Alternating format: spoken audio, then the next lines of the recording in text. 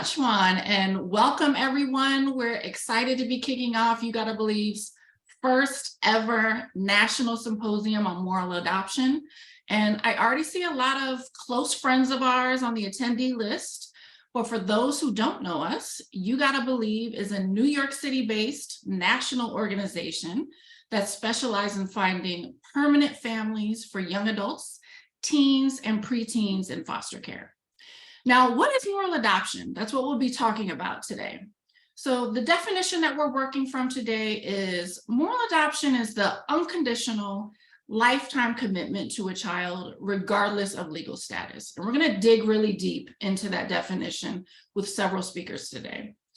So why are we here? We're here today to collaborate with thought partners to illuminate this movement called moral adoption, to acknowledge the existence of similar initiatives, and to explore policy implications and the personal impact of moral adoption.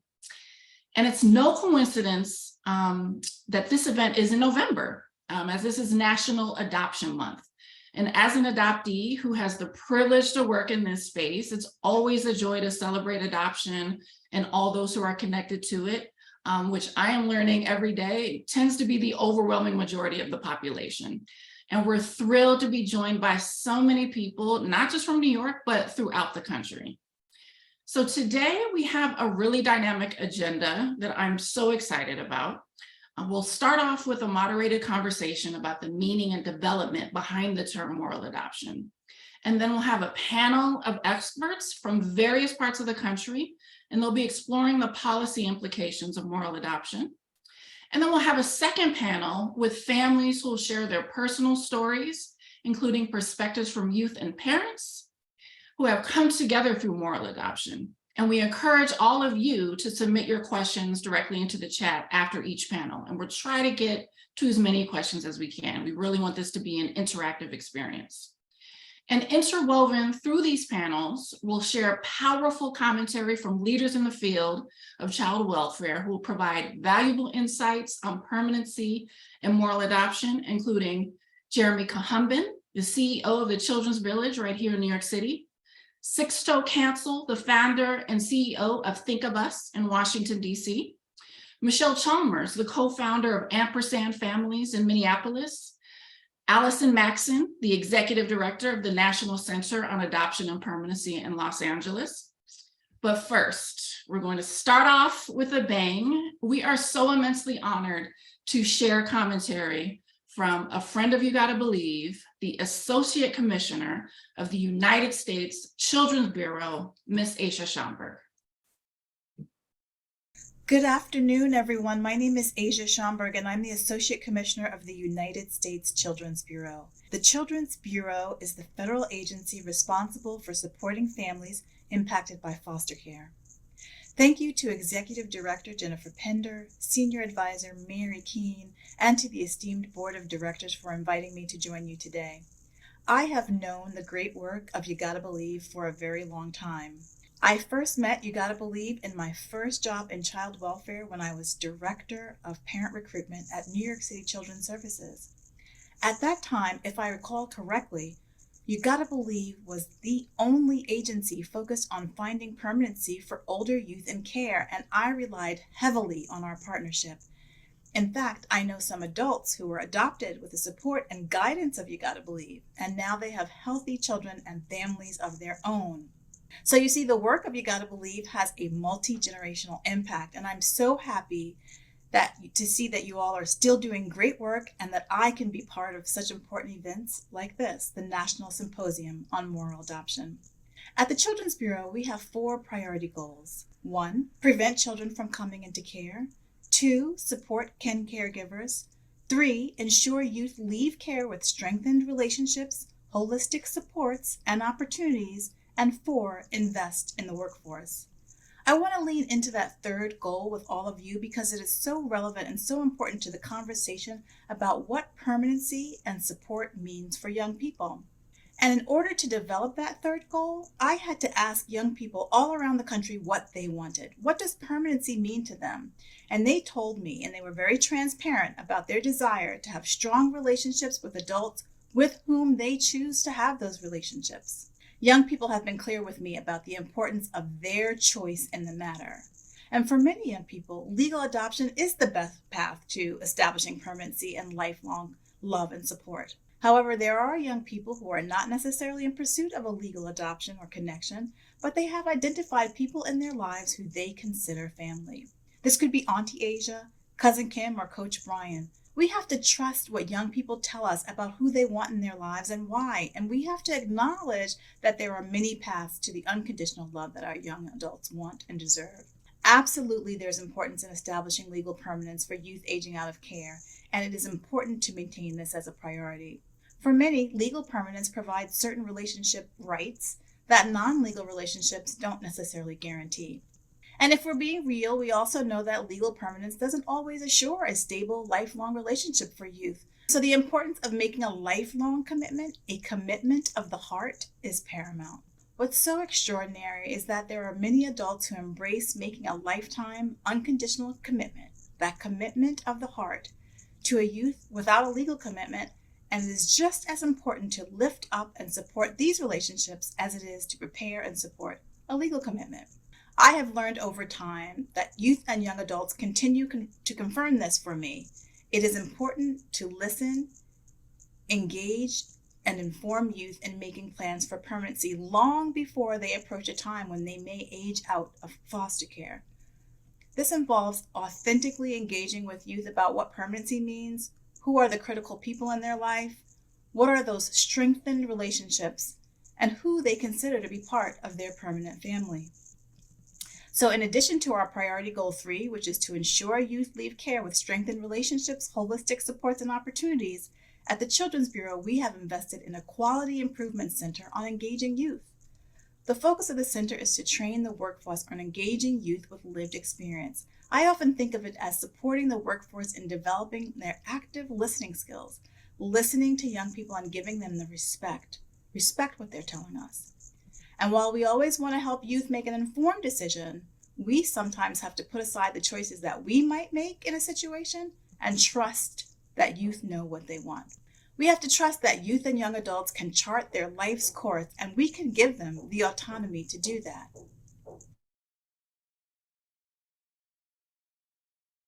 Thank you, Associate Commissioner Schomburg. We're just so delighted to maintain that connection with you, and we're so inspired by your leadership at the Children's Bureau. So now we're going to transition into a moderated conversation with two of my favorite people. I'm going to ask Mary Keene and Pat O'Brien to join the stage with me. Hi, Mary. And as we're waiting for Pat, I'll introduce Mary. If you don't know Mary Keene, she's been at You Gotta Believe for 18 years. Can you believe it, Mary? And she's also a mom to many. And she's just a giant in the field. She's my personal shero.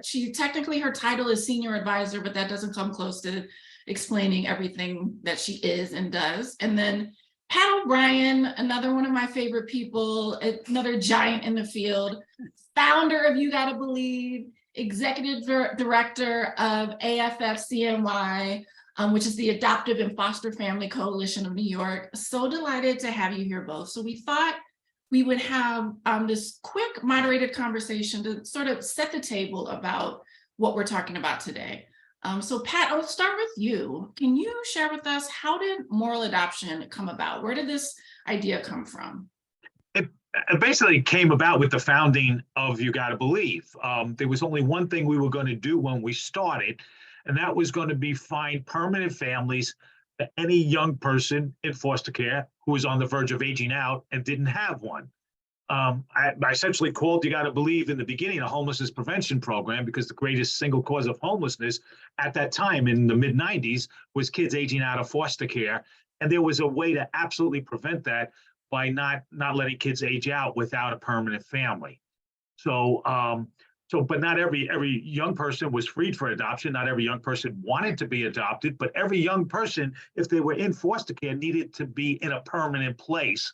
And the system was not set up to do that. Mm-hmm. So we basically, and it was just one day I was just saying, well, the kids who are going to be be placed with, you got to believe, will either be legally adopted or morally adopted. So that's sort of how the term got coined. Right. Thank you. Somebody that we're recruiting is making a lifetime commitment to them. And speaking of that, when we think of the word parent in the context of moral adoption, what does that mean to you, Pat? And actually, in the context of every parent young person relationship, it's at least one adult who makes a unilateral decision to unconditionally commit to a child or youth's well-being for a lifetime. And the unilateral is the most important part there, because nobody, when they have a baby, asks the baby if you want to be born. It's a decision that the parent makes. And that's true of all, because a lot of our young people are not even going to believe that the families that we recruit for them are going to be permanent until, years after they age out of foster care, but they don't age out of the family. So it's a commitment that a parent makes for a lifetime. I got it. Now, Mary, I'm going to shift to you. What does moral adoption look like in the practice of our day-to-day work at You Gotta Believe? So it really is, as Pat said, we are looking for people who will unconditionally commit to any kid that they match with. And again, we don't do placement, we do matching. And we get them a lot of information. I always tell people they have more information than they would ever have with a birth child, because you still can't check off what you want and what you don't want in a birth child. So they'll have a lot of background information on the children that either we identify as potential matches or they identify. But the thing that we're adamant about is that regardless of what, because we don't know everything about anybody, and when they come into your home, there'll be surprises, there'll be things maybe unexpected, good and bad, and that's your kid.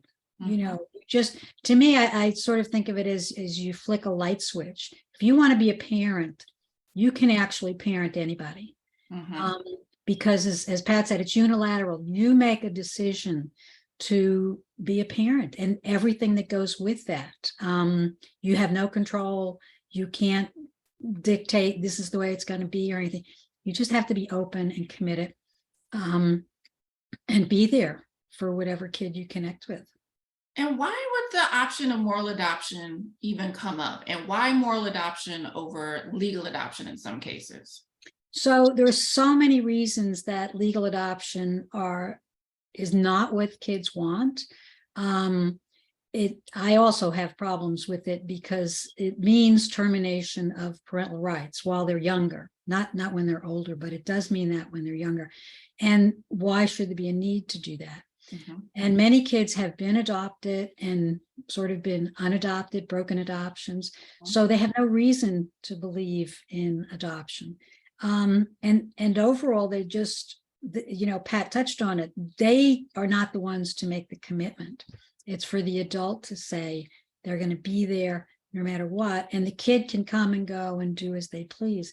But for the most part, many of them just don't want adoption. Some of them do. I mean, there's no question about that. And then that's fine. But I think termination of parental rights is something that really should be avoided. Adoptions also wind up with a changed birth certificate, which in my mind is a fraudulent document. And I'm sort of amazed that it continues to this day to be issued by a government agency. And that shouldn't be. We should not want to erase kids' past or their history. We should, in my mind, we should come up with something that says you have legal responsibility, you've made a commitment to this child, but you're not trying to erase their past or have them disconnected from their birth family in any way whatsoever. Exactly. Thank you, Mary. And I want to ask both of you this. How did you find that moral adoption was necessary? And I know, Mary, you have experienced moral adoption on a personal level. And then Pat, obviously on a professional level and sort of expanding this movement. But how did you find that it was necessary, that it should be an option that should be explored? Pat, I'll start with you. Start with me. Okay. Well, it was sort of like every young person in the care of the state right now who's not in a permanent place, which is just about every young person in our care right now, needs a permanent family. I liken it to, I mean, I came up with a coin like the I don't know kid. And when you ask when you answer to the question is where's Johnny or Janie going to live and what family they're going to be a part of when they age out of foster care, and your answer is I don't know, then that's urgently that young person needs a permanent family recruited for them. And again, adoptive a family if it's possible, but a moral adoption if it's not, because that square peg kid, that square peg kid has a square peg need. And where that young person is living right now is in some sort of round hole family or facility. And round hole is not a bad thing. It's just a temporary thing. So everybody here today watching knows that I don't know kid at greatest need is having a permanent family recruited for them. That's why You Gotta Believe was created, to not just let kids be discharged to nobody but themselves, but for us to use the system to get them a permanent family. And You Gotta Believe has been very good at utilizing the system to not do temporary, but to do permanent. Perfect. And then Mary, I know you'll talk about this a little bit more in your family panel, but can you just touch on the role that moral adoption has played personally in your life and your family? Absolutely. So I began not through You Gotta Believe. I started as a traditional temporary foster parent. I really didn't know what I was doing, but I knew I wanted to help teenage girls. And I had met a lot of them who were in foster care, and it just seemed like they had a raw deal. So I do things in a big way. I got a big house, opened up, got licensed, and said, just send me your teenage girls, which they did willingly. But throughout my training at the beginning, it was always just, well, you'll be like a passage for them to somewhere else. They didn't know where the somewhere else was, but I was never expected to keep them. I was never talked, no one ever talked about the beginning adoption and stuff. The kids were not legally freed for the most part. And so not knowing what I was doing, it took me about 6 months to realize through a number of things that I learned from the kids themselves was that they didn't need any more temporary. They'd had temporary foster parents. They had people that kicked them out when they did something. There wound up being a big fight in my house, and the girls involved went and packed because they knew they had to leave after a fight. When I reported it to the agency, they said, oh, who has to leave? One or both of them. And it just struck me that, when I was growing up, I always fought with my little brother. It was tradition. And I couldn't understand why they thought they should leave. They just had a fight, they were emotional. And so I said, no, nobody's leaving. And instead they all went to therapy, and they hated me for that, but they weren't leaving. And I told them to unpack, put your stuff away. And so they're the ones who taught me that they needed somebody to be there, no matter what they did, no matter if they broke the rules, if they went AWOL, because they had no place else to go. These are older kids. They were not going home. And they just needed me to not be temporary. So I never got it from the agency. I never got it from the workers. In fact, I was never treated. Once I made my commitment, and as Pat said, it was unilateral because the kids didn't believe it. They didn't think I was going to be there. They were sure that it was too good to be true. They didn't deserve it. And I was going to get rid of them. And they kept waiting for that to happen. And only when it didn't, did they come around. And that, for some of them, it took a long time. Sure. But it just, they needed somebody. And so I decided to be that somebody. But I was never treated with sort of the belief of the agency that I was a real parent. Yeah. I was a temporary parent. They tried to take my kids away a number of times because of things they did. They felt I didn't have control over them. Who has control over a teenager? And they tried to get them into a single independent living program because they would have made their program look great. And I just kept saying, no, I'm here. They're not going anywhere. I'm their parent, whether you like it or not. And I just took a lot of liberties with that. But I had so many kids that the agency was not going to close my home because they wouldn't have any place to put the kids. So I got away with a lot. But they were my kids, from the get-go. Well, thank you, Mary. And I did want to address one question from Vanessa that I know, Pat, you answered in the chat, but I wanted to address it with the group. And the question from Vanessa is, does the birth certificate still change if you do a legal adoption after 18? Yes, I've done them. Mhm. Most of my adoptions were after 18, and there is a fraudulent birth certificate issued which says that I was at Lincoln Hospital in 1983 or something like that. I think it's horrible. And I did the adoptions before I really understood the impact and the things that happened and what it meant. And now, so about half of my kids are legally adopted, the other half are not. And a couple of them who are not do still want to get legally adopted. And I'm hesitant now that I know the impact. I'll do it because that's what they want, but the birth certificate is changed.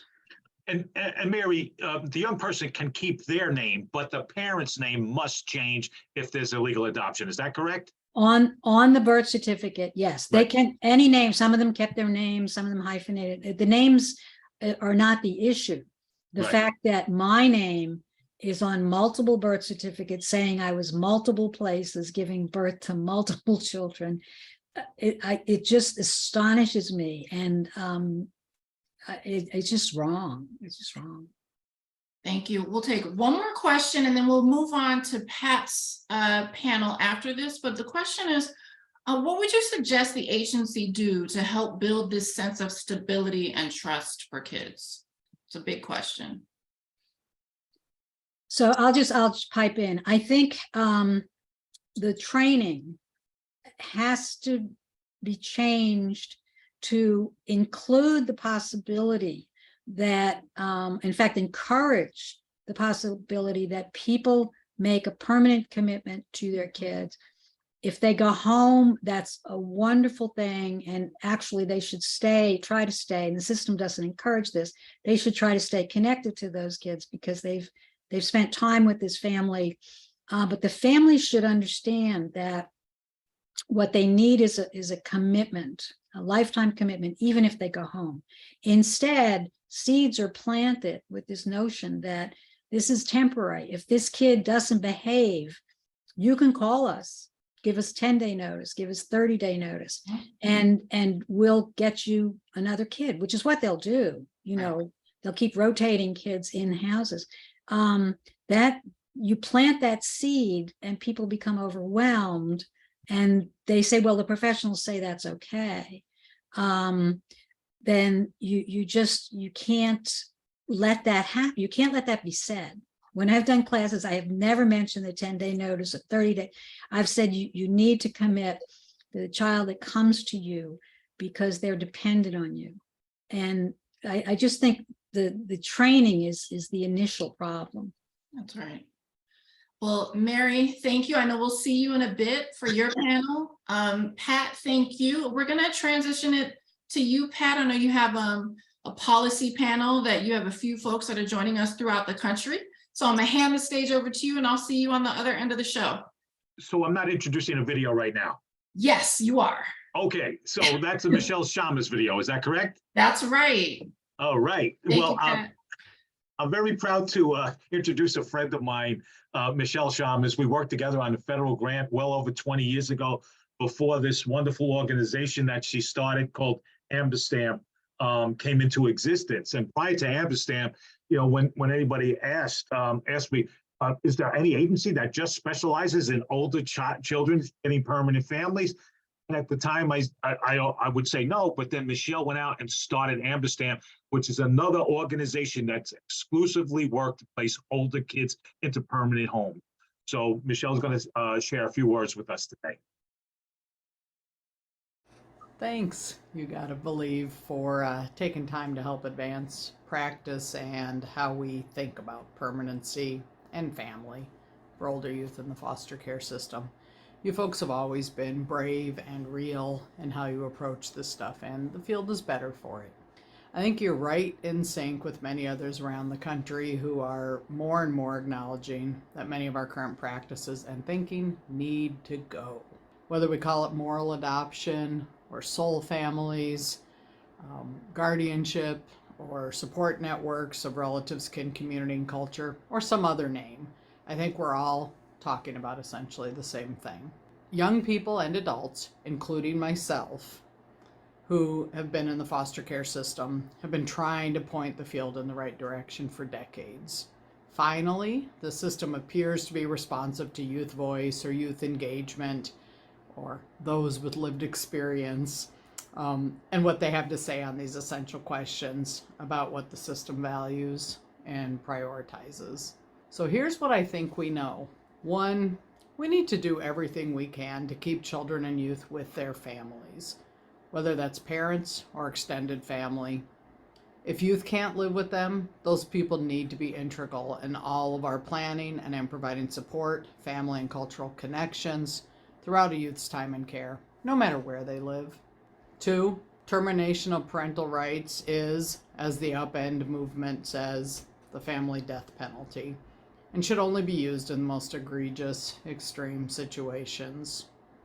Today, in many states, it's used as a routine step in the child protection process, usually to the extreme detriment of child's long-term well-being.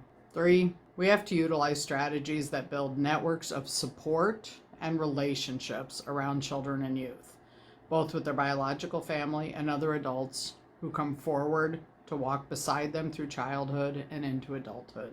Adoption legalized in court does not actually guarantee these supportive relationships.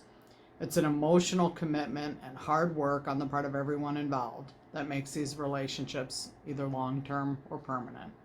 Number 4, we also have to make sure that children and youth have actual, engaged adults in their lives who are empowered to make parental decisions such as accessing health care, school enrollment, signing them up for school activities.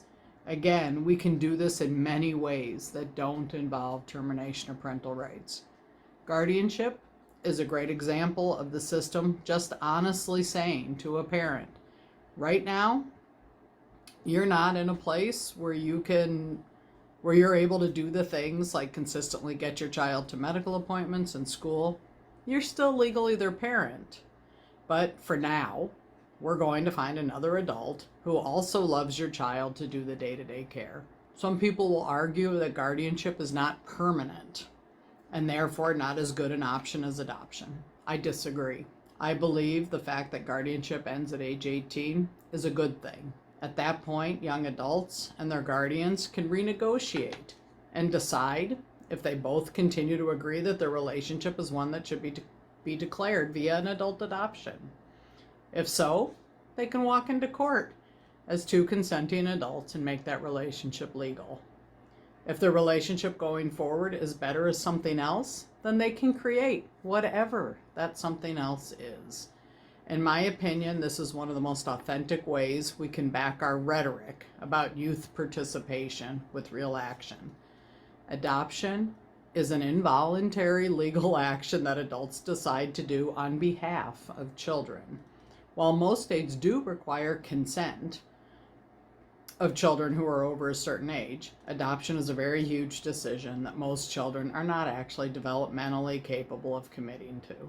Guardianship provides stability without severing parental rights and without expecting a child to make a lifetime commitment. To be clear, when I speak of guardianship, I am talking about subsidized and supported guardianship with someone already known to the youth, such as a relative or friend's family or former teacher, coach, or foster parent.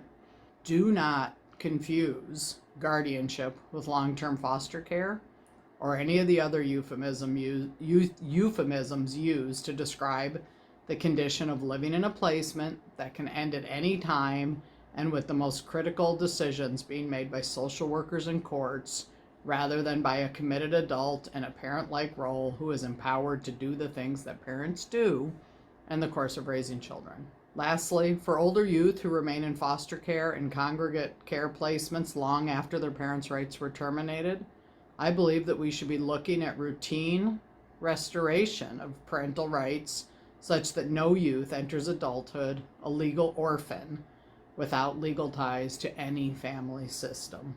It really is unconscionable that we age out more than 5,000 young adults each year who were made legal orphans due to child protection intervention. Like all of us, they have the right to spend their adulthood processing and renegotiating their family relationships. State intervention done during childhood should not result in a permanent severing of their legal status as a member of their own family. It's long past due time for us to support children and youth having a broad circle of supportive adults rather than fixating on legal adoption as our primary goal. We need to remember that our purpose is to make sure children grow up surrounded by caring, committed adults.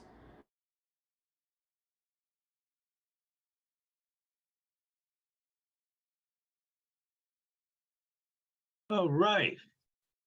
So, are we going to have our panelist faces show up? Oh, good. Okay. I see Brian Post, and I'm sure I'll see Michael Plum soon, and Jennifer Townsend. So hello. Hey, everybody. Matt. Hey. Glad to be here, man. All right, so I'm gonna start by just saying a few things, and then I'm gonna ask you guys questions, and then we'll have a dialogue. I had spoken a little bit earlier today that the type of youth that we want everybody to be leaving here today, saying I have an urgent need to get this young person into a permanent family with a permanent parent. Is if it's what Michelle was talking about. We have thousands of children in the United States of America being discharged to nobody but themselves at some point between 18, 19, 20, or 21.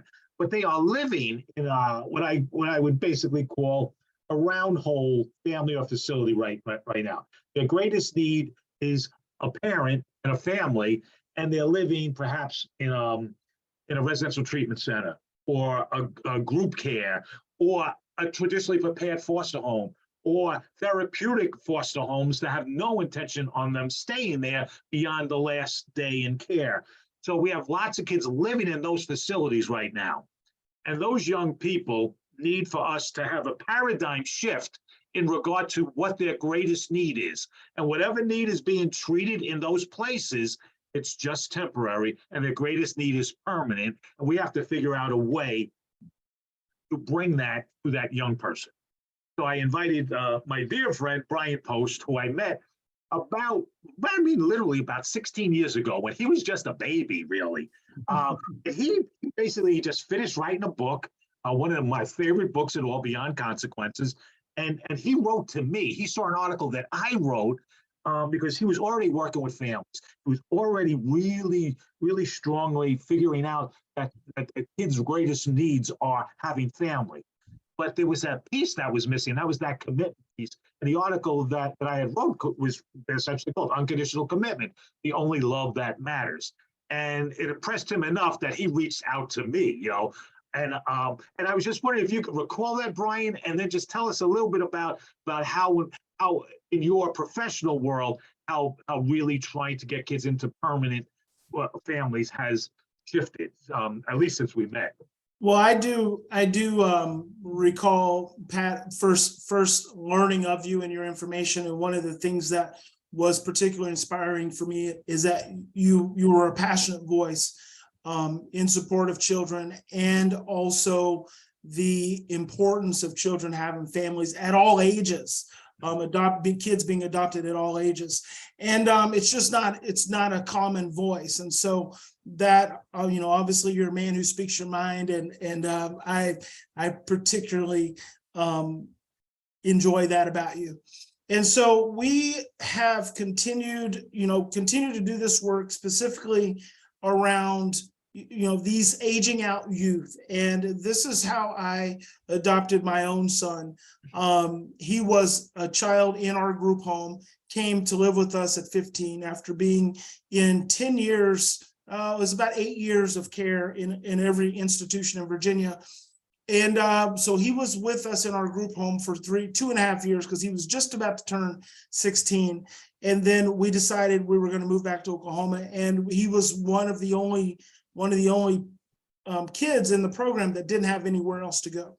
And so the options for him were to go to an adult group home or to some other transitional organization, and none of those had been successful up until he came to live in our group home. And so we decided to just bring him home with us. And that was over 10 years ago. And he's continuing to thrive. And funny enough, that same group home, I just had a series of text messages from another young man who's still, he's on his life journey, but he also knows I'm someone he can reach out to when he needs to. The need just, it almost increases over where it is when the child is in care, because when the child is in care, you're placing them in these systems, whether it's homes or group homes or what have you. But when they turn 18, they're number one, we don't focus on the importance of relationship while we have these children in care. And because we don't, let me make a distinction. We focus on behaviors. And so the opposite to relationship is behavior. Our society and our institutions of care are heavily steeped on behavior management. And so all of the real focus and core of treatment becomes behavior focused. The problem with that is that a child grows up feeling like something's wrong with them. They feel like they're bad and they feel like no one loves them. And they never get to form relationships. So then when they turn 18, they don't have secure relationships to help them anchor to a community or to a family. And it's really, really hard. And I obviously have worked with families all around the world. And right now I have an organization that I run in Northern California. So I see this every single day. I mean, I've got three kids of 18 to 21 right now, just in our program that we continue to support into independent living. So it is a huge need. It's always been a big need. And I think that we need to continue to bring more attention to it. Thank you, Brian. I want to introduce our next guest, but I want to be very specific, policy-wise, why we really wanted to speak to Michael Plum today. In New York State, you got to believe, has always licensed families, and they were permanent families, and they trained them to be permanent families. However, when we started, that was the only way we could do it. We had to use the foster care system to get the kids, and the foster care license to get the young people a permanent home. Then something materialized years after we started, you got to believe, called subsidized kinship guardianship.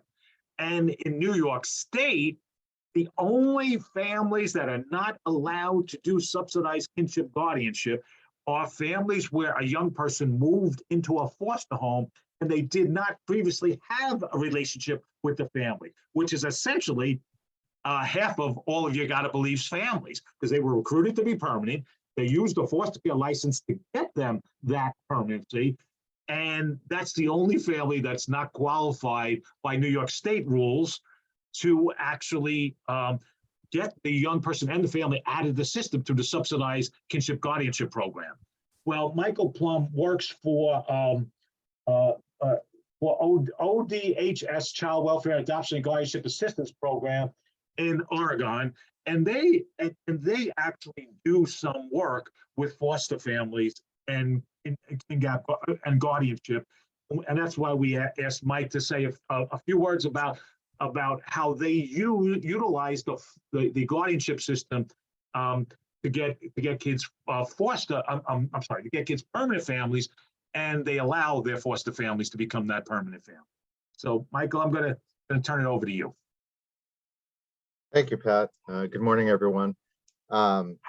So as he indicated, I work in the state of Oregon for the child welfare system. Started my work here in Oregon as a social worker in the homeless and runaway youth sector outside of child welfare, and then shifted into casework and a number of other roles over the years. And currently my role is in the Adoption and Guardianship Assistance Program, supporting permanent families and setting up some benefits for them, and supporting them as a consultant ongoing.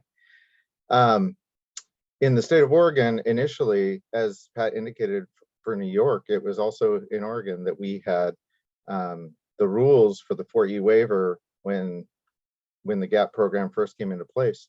It was only for relatives, and it was very restrictive in our case planning for those kids that just didn't have safe and willing relatives that could be a placement for them in their particular circumstance. And we couldn't offer the same sorts of access to ongoing medical and perhaps a subsidy payment to families to be able to make that a viable long-term placement for them to be the permanent family for that child in that circumstance. Now, they could do permanent guardianship or they could do permanent foster care and continue to have a caseworker showing up and the court hearings and all the external stuff about foster care that is completely not family friendly and not family oriented.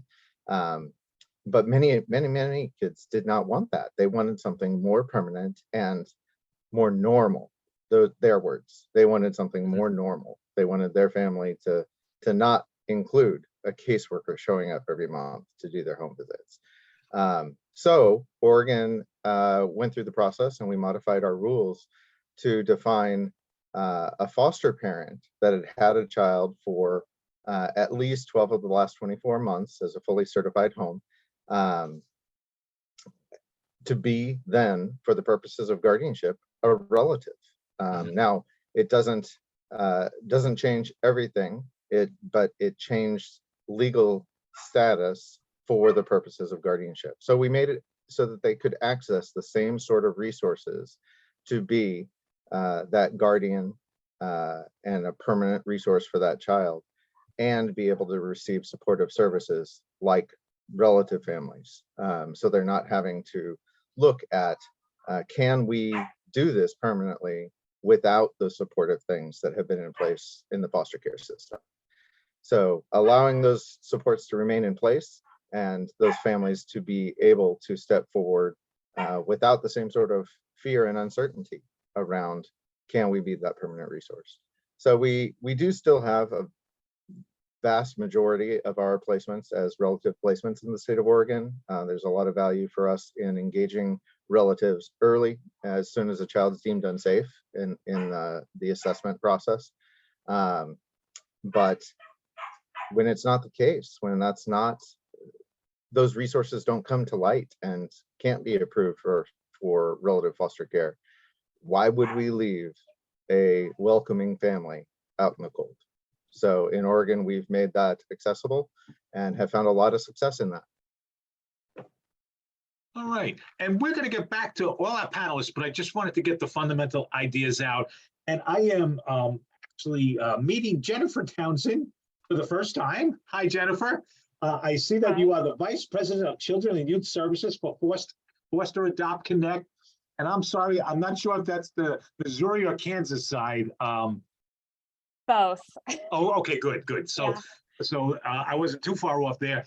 Yeah. And you can share anything that you want to share with us about this, but I understand that you're working very closely with a program I'm going to call the Soul Project that Casey had introduced you guys to. I was wondering if you could tell us a little bit about that program and anything else that you'd like to share with us.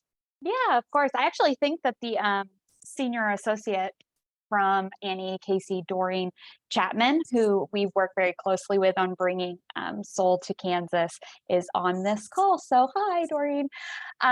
Okay, so I've enjoyed so much of what I've heard already. I have to share that, you know, as a child, my cousin came into care when her parents passed away from drug abuse and alcohol abuse. And while she found legal guardianship with our grandmother, my grandmother was illiterate and needed significant support when it came to court and schooling. And so my mother entered a sort of informal, additional parenting figure role for her for the remainder of life, still to this day. And I share that because one of the things that has interested me the most about Soul, or support opportunity, unity, and legal relationships, is that it offers the opportunity for youth-led permanency in which you do not need to terminate the biological parent's rights, and you can finalize legal permanency with multiple options. And so if we had that option back when my cousin originally came into care, we likely would have entered legal guardianship with both my grandmother and my mother. Another really cool piece of that caught my attention was that also allows the youth to maintain legal relationship with their siblings, and even for two siblings to have the same soul family, even if they're placed in different locations.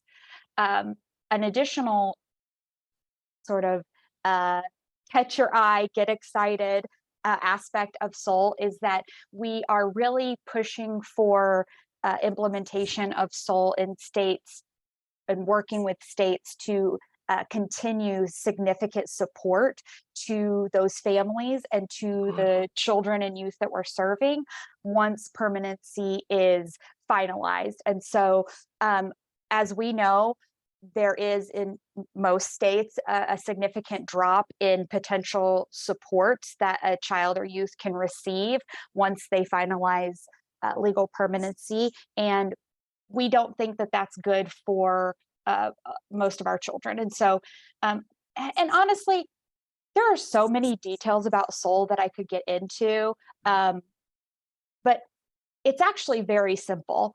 Soul listen to young adults, they listen to teenagers, they listen to youth who are in foster care or have been in foster care, and they asked them what they needed, and they asked them how we could improve, and we asked what was missing. And while it was determined that adoption still has a place, that legal guardianship still has a place, certainly reunification still has a place, that families are so much more varied than that. They have varied needs, youth have varied needs, and that there was a gap in options for youth and for their families. They wanted another option in which they would be listened to, in which families, whether that's a relative or a kinship resource or maybe a foster parent they've been with for a long time, in which they were all engaged in the process in healthy communication and healthy support, just to give another option to the folks that we're working with. And I guess back to my own origin for just a moment, it's so innovative. We're almost circling back around to these sort of family units that actually occur in nature without legal interference or without the child welfare system's involvement. If you were to look at families, not only in your state, in the country, around the world, there are families that are functioning just like this. They just don't have the legal support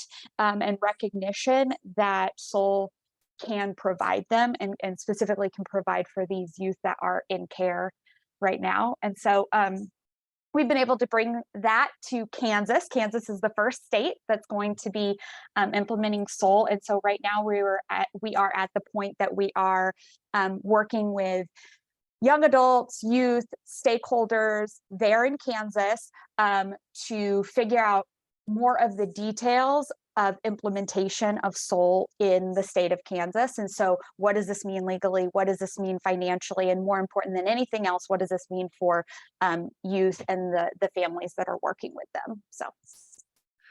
Thank you, Jennifer.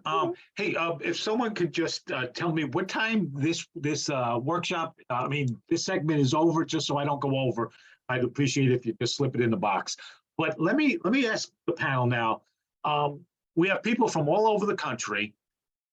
They know young people that are about to be, at some point, the plan is to discharge them from foster care, essentially to nobody but themselves.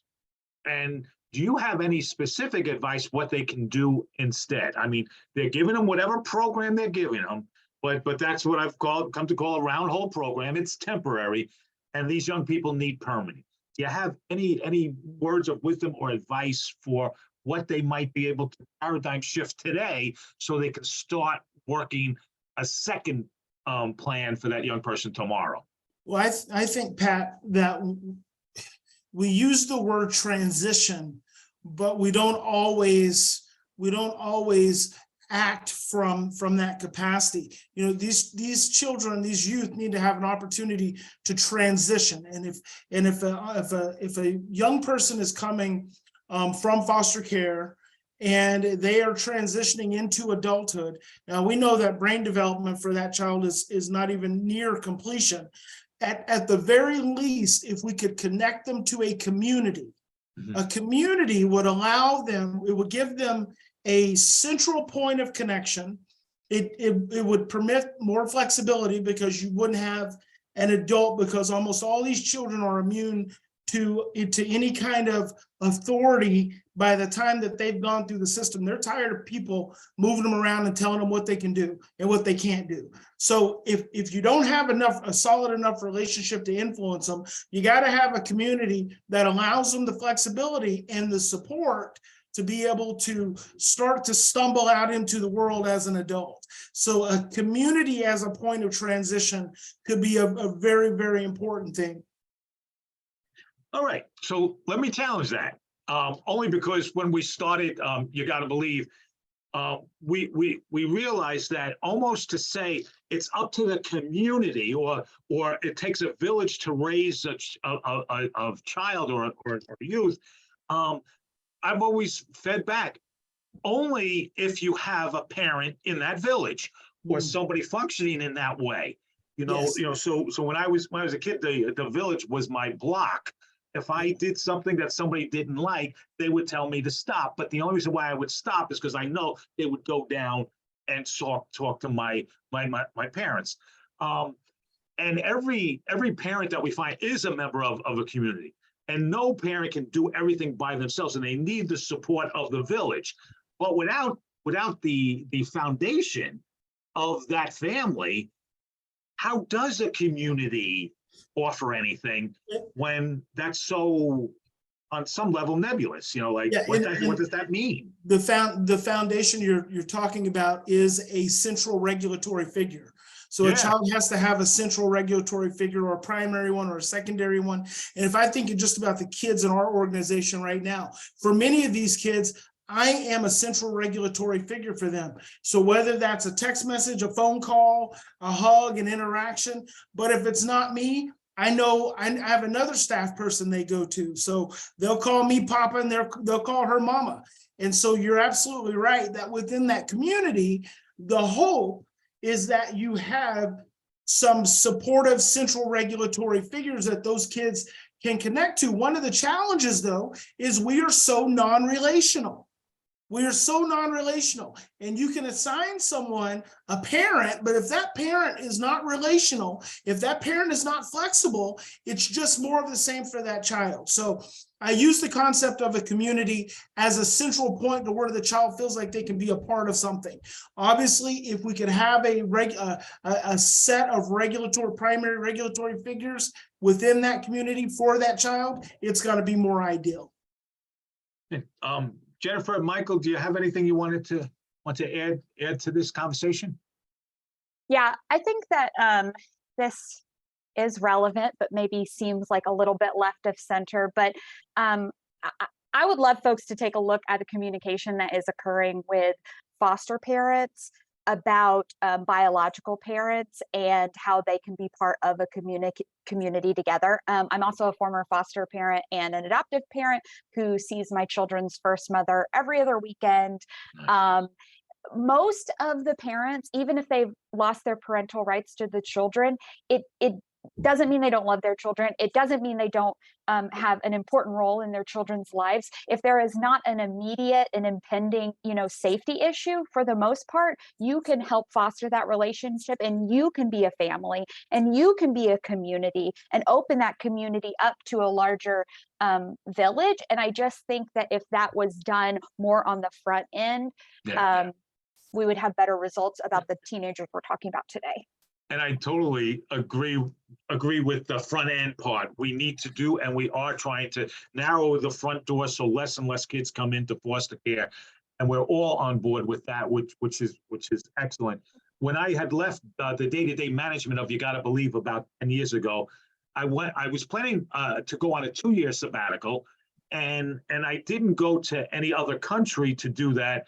I wound up going to the state of Connecticut. And what I did in the state of Connecticut is I actually became a Wendy's Wonderful Kids recruiter. And in that period of time, I was assigned a caseload of young people between the ages of 16 and 18, on the verge of aging out, all living in congregate care facilities.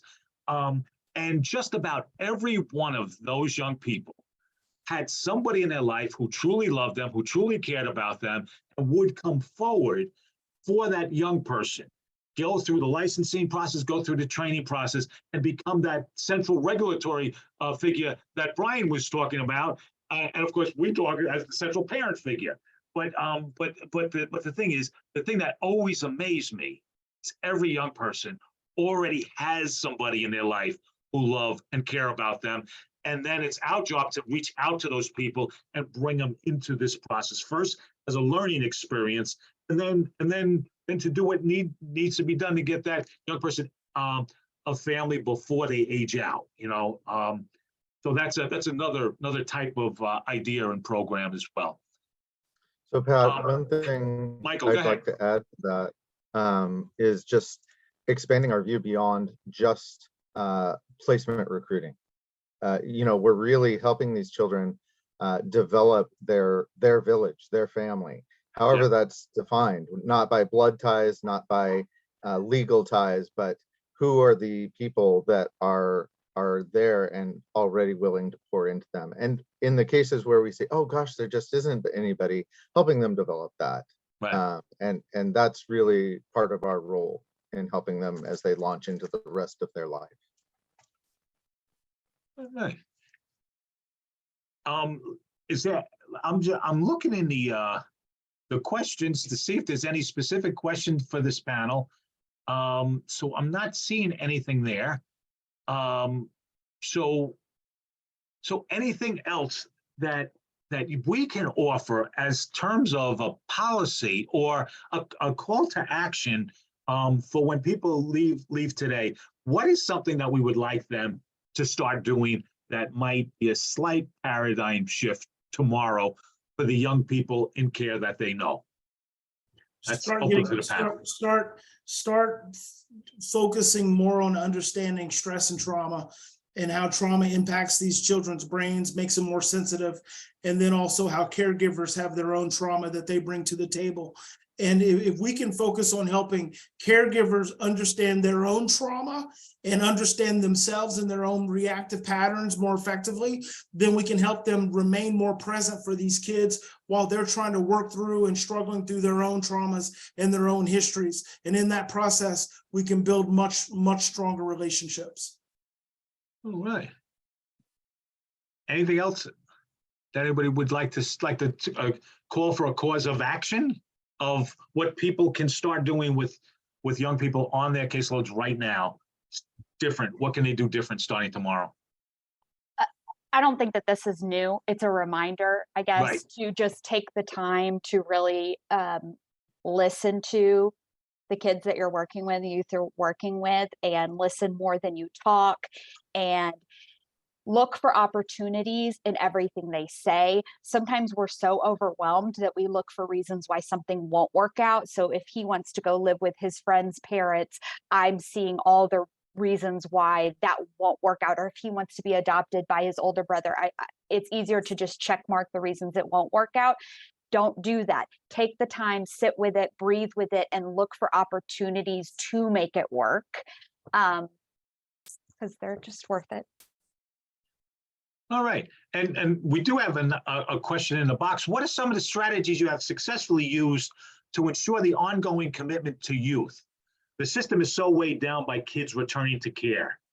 What are some of the strategies that any of you might have utilized?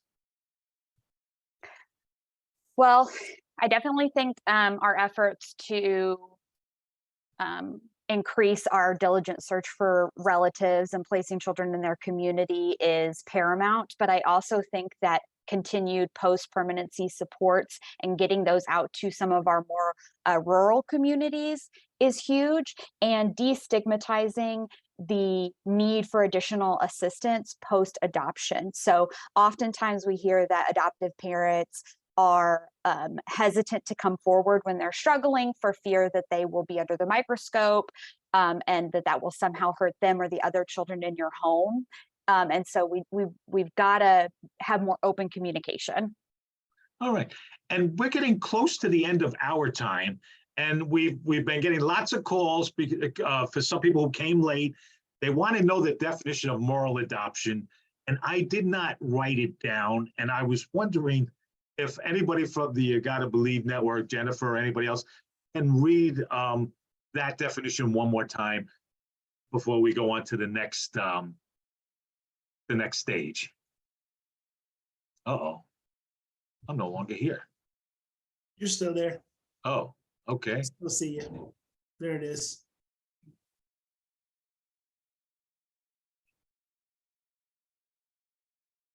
Now you've disappeared.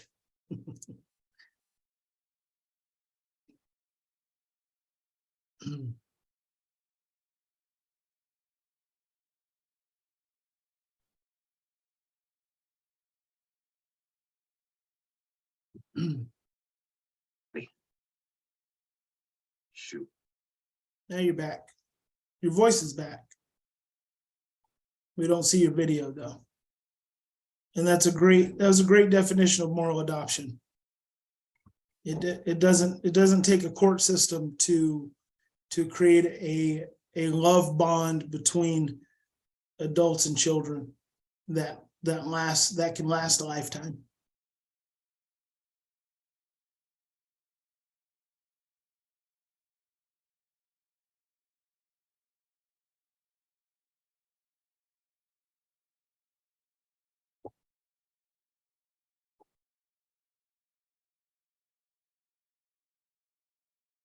Hi all. I think Pat froze, as the term goes. So I'll thank all of his panelists. You were amazing. Thank you for being with us today. Someone had asked, this is all being recorded and it will be sent out to every participant. So thank you again. Jennifer, especially nice to meet you. And Brian, nice to see you again. It's been a long time. Thank you. So following up on Jennifer talking about the SOUL program that they're involved in piloting out in Kansas, I had a conversation with Sixto Cancel, who is a hero of mine. He is just one of the most amazing people who is somewhat typical, really, of youth who spend time in foster care, many of whom do not have the ability to realize all their potential. And Sixto has. He's just taken off from his time in foster care and done amazing things. And I think that more youth from foster care having supports just that we're talking about is essential to realize the potential of so many children who are lost in a system that does not recognize them, does not support them, and does not give them what all of us have had and have taken for granted, I think, in many cases, the foundation of a family. So we'll have a conversation with Sixto where he talks about some of the things he's done, some of the amazing things he's done. Tech, we on? Here we go. Okay, so Sixto, again, I want to thank you so much for taking the time. I know your schedule's insane and you're running all over the place and you're starting to look a little exhausted, but I know you're young enough to have endless energy. So I appreciate your making the time today. So I wanted you to tell us a little bit about who you are, what your personal experience in care was like, and then maybe how that led you to think of us. Yeah, absolutely. One, I'm so honored to be here with you and definitely to be talking about the importance of soul and relationships. I guess I would say like my experience in care was very much a roller coaster. I entered as an 11-month baby, was adopted by the age of 9, and that adoption was very abusive and full of racism. And so by 13, I found myself couch surfing quite a bit. And even though I spent 2 years couch surfing, I was I always had a place to stay because I had this network of friends who I used to dance with, used to be musical theater plays with, and it was their parents who would allow me to stay with them, right? And when I finally had enough evidence of the abuse I was going through, I finally was able to come back into foster care at the age of 15. And that was the moment where I got really inspired to think about, like, how do you improve the system? I had spent 2 years trying to make a child abuse report, and then being not substantiated. And then finally, it was after I had recorded the evidence and was able to get that to a worker, that then people start to treat me differently. And so for me, the initial goal of Think of Us, when I first started Think of Us in my second year of college, it was about how do you have voice and choice in what's happening to you through an app? How do you actually voice your concerns on your case plan, in your court hearings, and the goals that people are making about you? And as we continue to go on that journey, what I realized is that this wasn't just a tech issue about where people's voices included or not, that we actually need to redesign fundamental parts of the system. That it was not enough for a system to just provide safety and a race to permanency, a legal definition of permanency, but to actually say, how do we actually make sure that the well-being of a young person is taken care of? How do we ensure that family and connection and belonging is something that is prioritized? I remember when Think of Us first started and the app that you were talking about and stuff, and it was really amazing that all the things you were envisioning through the app. But I'm glad that you got that it needed to be more than that and stuff like that. It's a much bigger issue, and there are so many challenges for youth having a voice and being listened to. I mean, that's one of the things I found throughout my history. No one listens. No one pays attention to them, and no matter how they try to speak up, they're powerless, really. So then take us to your next step, your Soul project, which also I was at the very first meeting at Annie Casey when you talked about it over 2 days. So I'm excited that it's really sort of gained traction, and I know it's in pilot phase now. So one of the things that, has just been such a learning journey is that when I graduated high school, when I first started my advocacy, I was so rooted in the idea of just preparation, that, we needed young people to be prepared for adulthood. And I think we've had this cultural norm in our sector around either permanency or preparation, connection and belonging, or readiness for work and school. And it was finally through this fellowship at Jim Case Youth Opportunity Initiative, where being in relationship for now almost 10 years with different fellows, that we were starting to realize that there was something missing. And then one of my colleagues, right, in that fellowship said, we've talked about social capital, we've made these moves for social capital, but that is just like the secondary prize, and compared to because we weren't able to achieve family. And I think that hit the group really hard. And that started the race with, Sandra Gascos Gonzalez, who was running towards how do you rethink this problem. So she started to talk to a bunch of us about rethinking this problem, and that's when we realized that we needed a different option than what the legal structural system tells us is available for permanency. Not the transfer guardianship, not just the traditional termination of parental rights and severing of sibling connection through adoption. There are certain things that needed to be thought differently about. And that's where we went into a co-design process for about 2 years. And this was a project of the fellowship, right, of the Annie Casey Foundation. So not a Think of Us project, just to be very clear with folks, but one where I participated as one of the fellows there. And we got to design like there was no tomorrow. We got to say, well, what if we could live with someone and they may get the reimbursement for from the government for us living in their home, but that we as young people could assign our education rights to the person, an aunt that we have known all of our lives, and have that aunt be the one who's super engaged in our education decisions, right? And so being able to have this multifaceted way of creating a new legal family. without having to terminate the rights of your parents, or legally, not being connected to your siblings. Right, right. And that, to me, that's a major and very deep problem with the way it happens now. It's like trying to erase the past, and no one should ever do that and stuff. So I think what I love about it is the recognition that, there have to be these adult connections, because too often, like you said, I think youth are for years been put on this independent living track, and there's no such thing.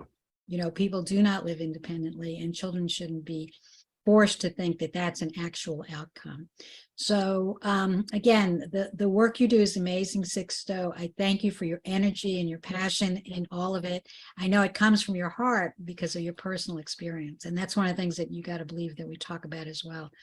The people I just want to end by also saying, I am so honored to be able to do this work every day. And I think one of the most beautiful moments are the moments where you evolve in your thinking. And I remember, it was leadership from You Gotta Believe in the early days, that when I was thinking about life was about preparation at one point, that at one point you had to accept that you weren't getting a family, you were not going to go and have the perfect holidays with anyone.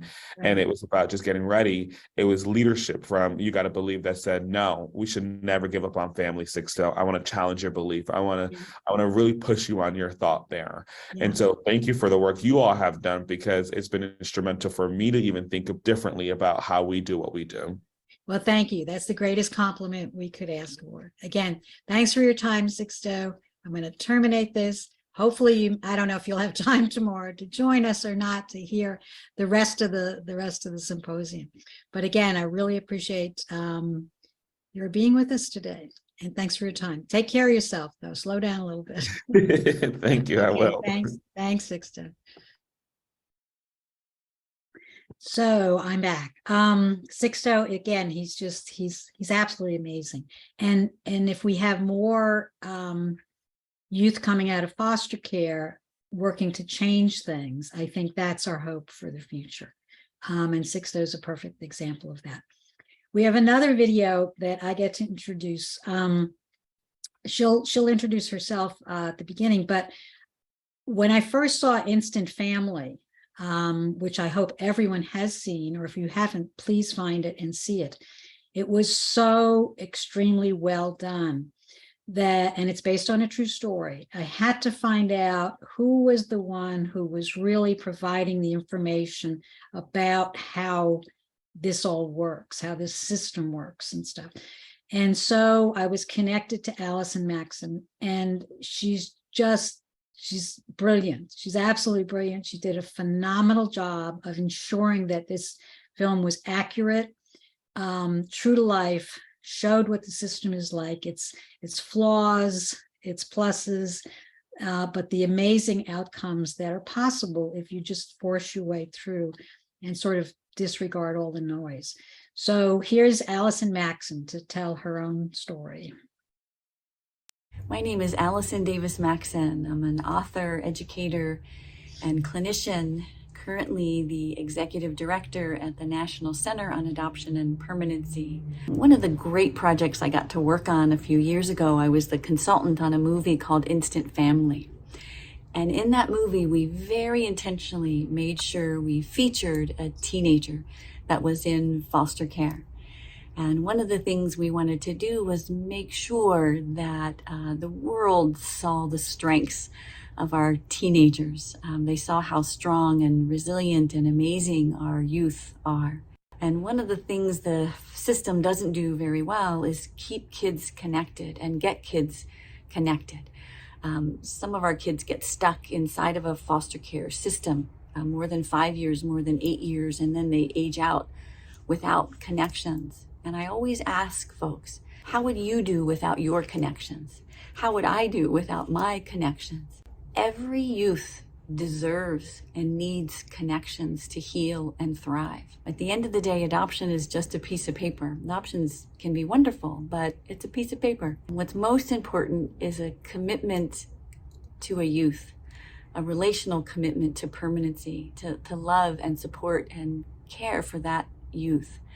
And if I had a magic wand, I would make sure that every youth who is leaving our system had a committed adult that's going to be there for them, to love and support them. I really am thankful for organizations like You Gotta Believe. In fact, if we could clone and replicate organizations like that to really be on the front lines of our most vulnerable youth, our youth who might be in group homes or residential treatment centers, or our older youth who more than anything need to know that they're loved and cared about, and someone's going to support them through all the ups and downs that their journey is going to be bringing them. So thank you all for listening, and thanks for the good work that you do. Okay. Allison is just amazing. And again, the movie, you have to see it. We have a link in the chat there to how you can get to watch it. So now I'm about to do a panel with some youth who are not that young anymore, but they're youth, and some parents. But first, I wanted to show another video of a conversation between myself and one of my daughters who could not make it, but she's sort of a perfect example of a moral adoption by me, and how and why that came to be, and why she was not then, almost 22 years ago, and not now, open to a legal adoption. And she has very legitimate reasons, and yet she'll talk about how for her it doesn't change the commitment that she recognizes that I have to her. So if we can show the conversation with Fanny and I. So thanks for doing this first and foremost. I know it's your lunch break, so I'll try not to take too much of that. So tell us who you are and a little bit about your family connection. Okay. My name is Fanny Hubbard, and I am your daughter, as you know. And we have a huge family. I have lost count of everybody that's part of our family, so I won't even attempt to do that. But my biological family, I have 3 sisters and 1 brother. And then my family with you is too numerous to count, so I won't try that. How did you get connected with this family? Wow. So way back in the day, my social worker at the time had taken me to a speaking engagement that she thought that I would really be interested in. If I remember correctly, it was about being different. Yeah. And then that is where I met you at, and managed to do a number of those. And eventually, got to meet you, got to meet the kids that you had at the time, and really wanted to get out of the home that I was in, because I connected with your kids so well. And then, you eventually, took me in.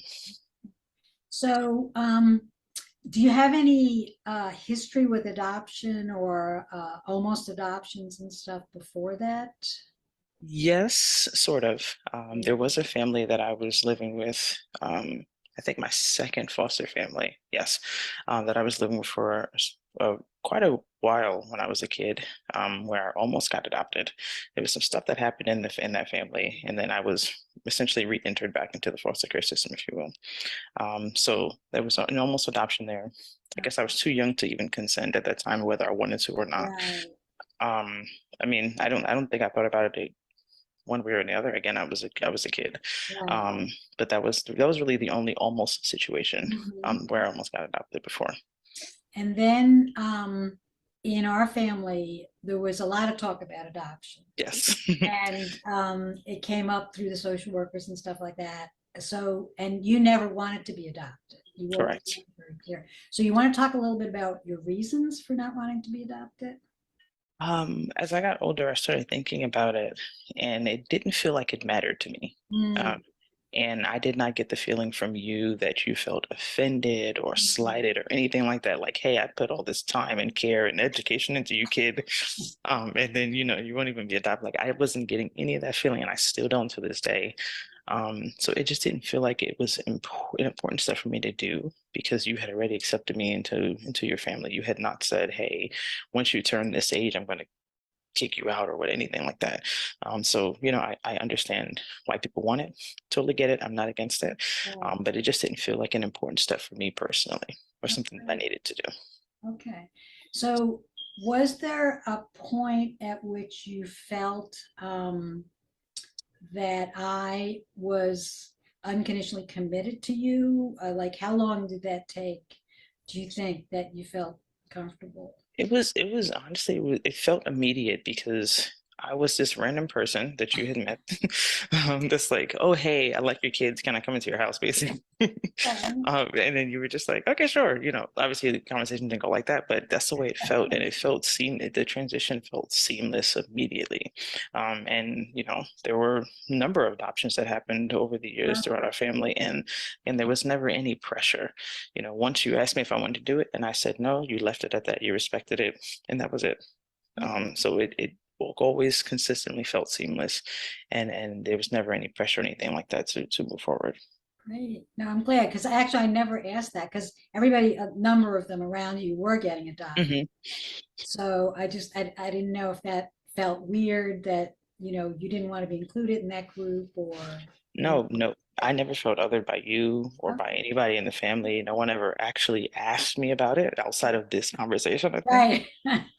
Right. That's Many what years I'm later. thinking. It never did come up again. Once you said no, it was fine with me. And there are things I have about it, which I'll talk about at this symposium. But once I learned more about it and what it entailed, it sort of became problematic for me. Mm, that's interesting. I never Yeah, asked you about it either. because it involves changing a birth certificate, which is then actually a fraudulent document. And it sort of erases someone's history. Hmm. I mean, I never wanted to do that. Hmm. I never wanted to make believe I was at Lincoln Hospital in 1980. That's just, it's a farce to me. So, and as you say, my commitment was the same. Hmm. Didn't matter. Like, to me, it didn't matter if they got adopted because they wanted to get adopted. Right. And actually, with the exception of JJ, they all got adopted after 21 when they were out of care. JJ was very impatient. He couldn't wait. So he was the only one adopted while he was still in care at 19. So that's interesting. Yeah. I never realized that. Yeah, he was the only one. The others were already out of care. So so no regrets. So you're happy with the situation? Okay. Absolutely. Cool. Yeah. So just as a point of information for people, you'll recognize probably 2 pictures behind me that have you in them. Yes, I was looking at those. Others won't recognize them. But that's commitment. So there you go. You're right in the midst of the family and all the pictures in my house. So well, so thank you for doing this. Absolutely. I think that's pretty much, that covered the territory I wanted to cover. Okay. The reasons you didn't want to be adopted, and that it's never been important to you. So thanks for your Of course. time. Back to your lunch. And, I hope to see you soon. Of course. Go vote. Let me turn off the recording here. Okay. Well, they'll be able to start. Okay, so we're going to have a panel now. They'll be joining when they join. They can all come in at the same time. And then we'll go around with introductions. Okay, I'm missing Guy. Oh, Guy might be at work. I think everybody's at work. So thank you all for being here today. I wanted to start off with Fanny's video, because I think she couldn't be here today in person, but I think it really is representative of what we're talking about. This idea that moral adoption, of commitment of that kind, is as real as anything else to a youth, and that there are very good reasons kids may not want to be adopted. There are other, sometimes extraneous reasons why they can't be adopted, which I know Antoinette will talk about, but they have very legitimate reasons, possibly, for not wanting to be. And we are missing one of our youth who was ill today, so she couldn't make it. But we get to hear the other side of her story because her mom is here. And so she'll get to say anything she wants without anyone interrupting and disputing or disagreeing. But I want to start with Kima, who I've actually known the longest. I have known Kima for probably met you when I started in foster care as a foster parent, maybe 22 years ago, the Speakers Bureau. Yeah. Yeah, it's a long time. You don't look that old. I do. You say 22. I'm like, ooh.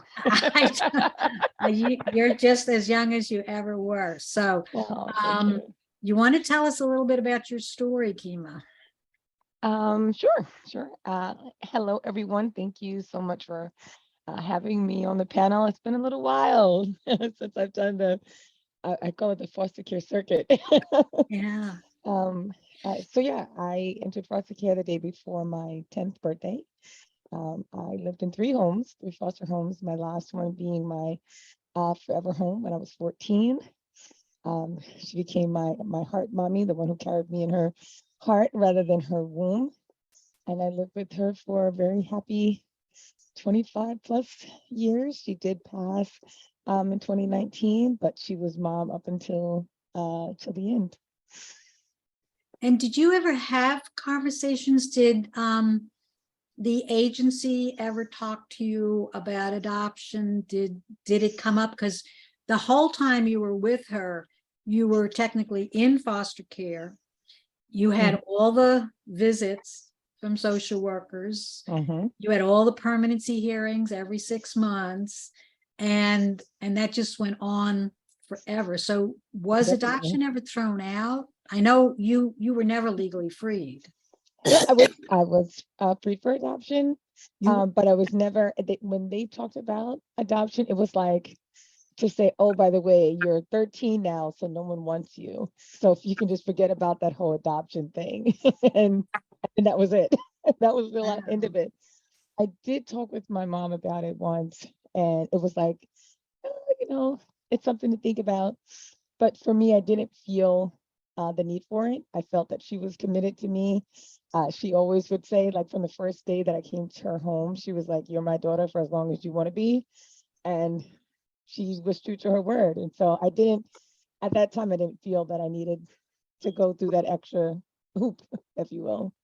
Okay. All right, great. Because I remember we had conversations about it too. And at that time you said no, you didn't feel a need for it. And you felt, that was your mom. There was no question about it. And you didn't need to change the name or do anything like that. But that was that's a lot of years of being supervised by a system that did not give her any real legal standing or credibility and stuff. I remember at one point you were hospitalized. So she got to visit you. I know she visited you every day. You talked about that a lot, but she still had no real legal ability to do anything, right? Or to call. Yeah, everything had to go through the agency, right. And then there were things, plans that the agency had that she disagreed with. Yeah, and it was a battle a little bit. I'm glad that she ultimately prevailed. I think she made decisions that were better for me than the agency could have with their limited knowledge of who I was and what I was actually going through. So it ended up being a little bit of a hassle, definitely at some points, but it worked out when I went to college. So I know. I had the same thing that I think parents know their kids better than anybody, and yet they're still being told, as foster parents, they're still being told how to discipline, how to treat you, how to do things with you, and stuff like that. Taking medication. That was a big thing. She was completely against drugging away my less than stellar behaviors. And I'm grateful that she did, because those things did pass, with time in therapy, and I didn't need to be medicated. And Right. So And that was, yeah, and that was talked about before, the focus on behaviors as opposed to relationships. And parents, people who take that role as parents know better than anyone else about what their kids need. So that, don't go away, because I want to revisit this and something else at the other end. Kayla, I'm going to jump on you now because your daughter's missing, so you get to say whatever you like. So tell us, how did you get involved in this work? Why did you become a parent? Well, I went through a fertility struggle, and then I decided I wanted to adopt. And I came to You Gotta Believe because I had a kinship foster placement of my nephew. And I did my MAP training with You Gotta Believe. And one of the teachers said to me, well, when you're all done, I have someone I want you to meet. And I was like, well, I'm really coming just for my nephew. But somehow, some way, I actually, throughout the MAP training, started to grasp the concept that You Gotta Believe had and what they wanted to do. And I fell in love with it. And I was like, okay. So at the end of the training, once I became a certified foster parent, then she introduced me to my now daughter. And she told me she was aging out and she was going to move into an apartment, and she just needed someone. So I said, I can be that someone, I guess. And that's how it all started. And what did she think about your being her someone? Well, she took me for a test drive. She made me buy her a really expensive lunch. And she was like, okay, maybe, we'll see. And, it kind of went along for a short period of time of her just kind of keeping her distance from me, calling me, and I guess testing me to see if, I would really be there when she called, and, if I would support her through everything. And, finally, she was like, okay, you're my person. I was like, okay, I'll take that. And she called me lady for the first 18 months. And that's kind of how we ended up. Now, she, as I remember, when we first had the conversations with her, she said, absolutely not. I'm not interested in anybody. Leave me alone. I don't want to work with You Gotta Believe. I'm going into my apartment. I got this all figured out. I got this. I don't need anybody, blah, blah, blah. And that didn't last. I think it was within 6 months, right? I think she came back. Yeah, the apartment thing was a little hard on her. And, she just felt like she wasn't connected to anything other than her caseworker. And, she didn't want to keep calling her, but, that's when she finally gave in and said, okay, I'm willing. Right. And in terms of actually legal adoption, what have the conversations been like? They've been like a roller coaster ride at Six Flags. We talked about it initially, and she kind of said no, so I dropped it for about 3 years. And then I brought it up again, and she was like, I don't know, maybe. So I started the paperwork, and then she said, I'm not so sure. And I was like, okay. And then she's like, I don't really know that it matters. And I was like, but I realized it mattered more to me than her. Right. And I had to really think it through, because the reason why I did it all the way through was just to be a parent. So, what was this going to change, or what is this going to change? I don't know that the piece of paper changes anything. It doesn't change anything, honestly. Because I still love her, and I still jump at her beck and call. Like 5 a.m. when she called me to wake me up to tell me she was sick. So, yeah, because Naya, let's name her, has said that, she just, and similar to what Fanny said, really, she just feels the connection is as real as it can get. You're her mom. She has always introduced you as her mom and treated you like a mom, abused you like a mom, taken advantage of you like a mom.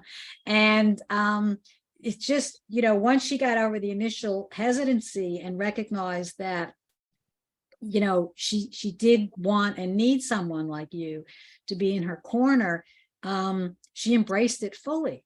I mean, 100%. She's never, ever, ever wavered. I know there are times she doesn't talk to you, just like a kid stops talking to their mom.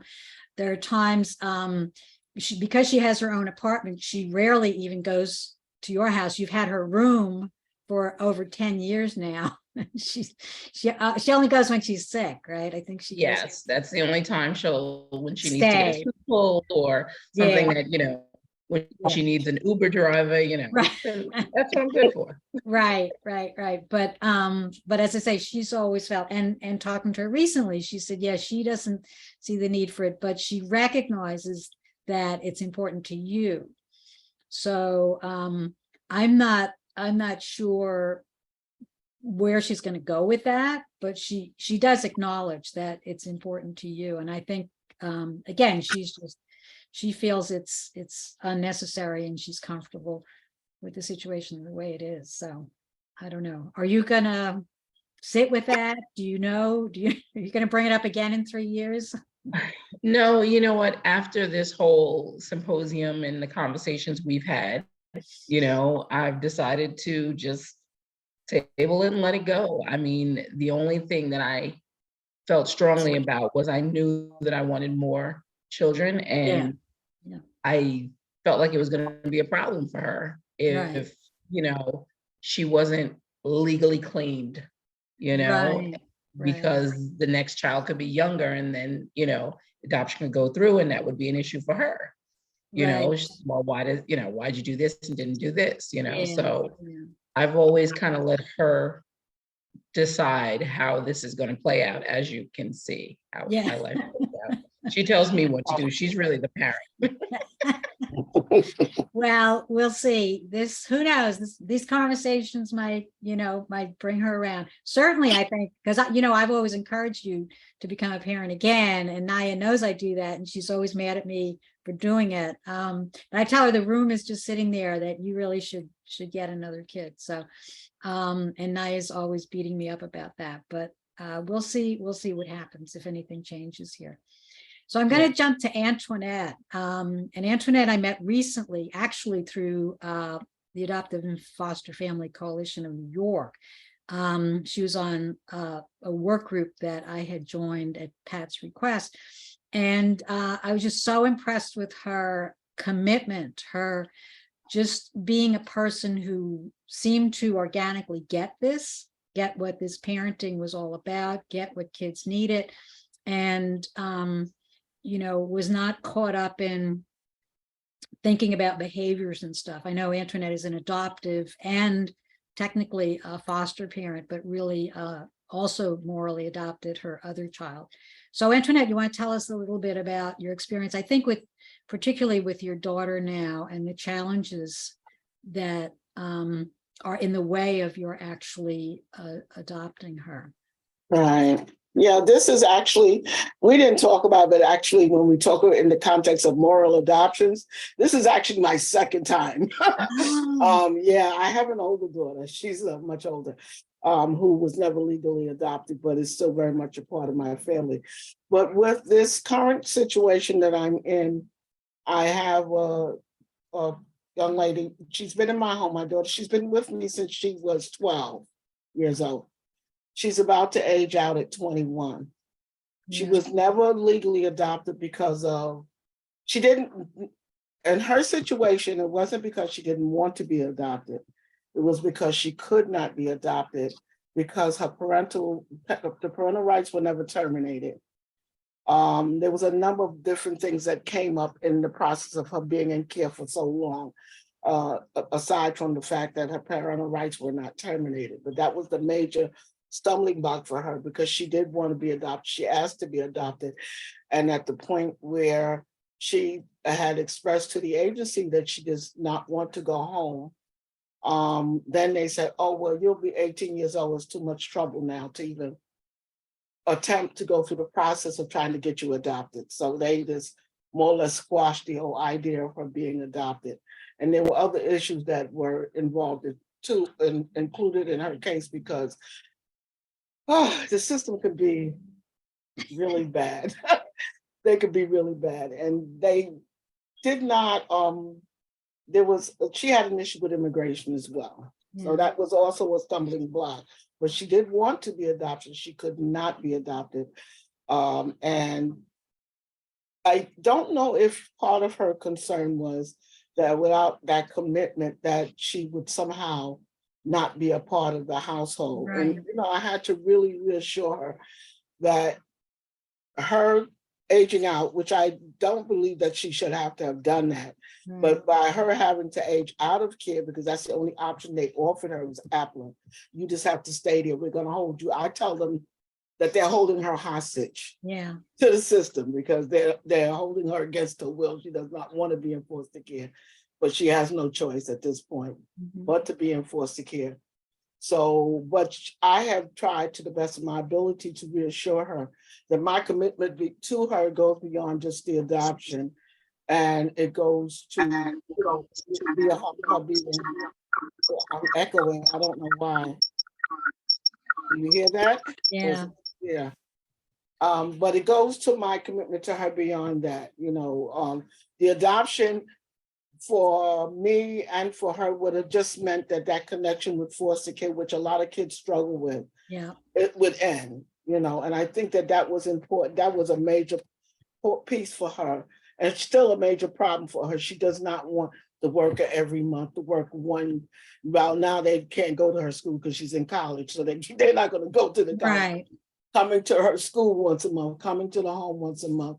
And then it was a constant turnover of the workers. So she had not established a relationship with any one worker, even though that's not the optimal kind of relationship. But if it was more permanent, more stable, that might have been more meaningful for her, but she didn't have that either. Because no longer know how she become, because she's not a very open person.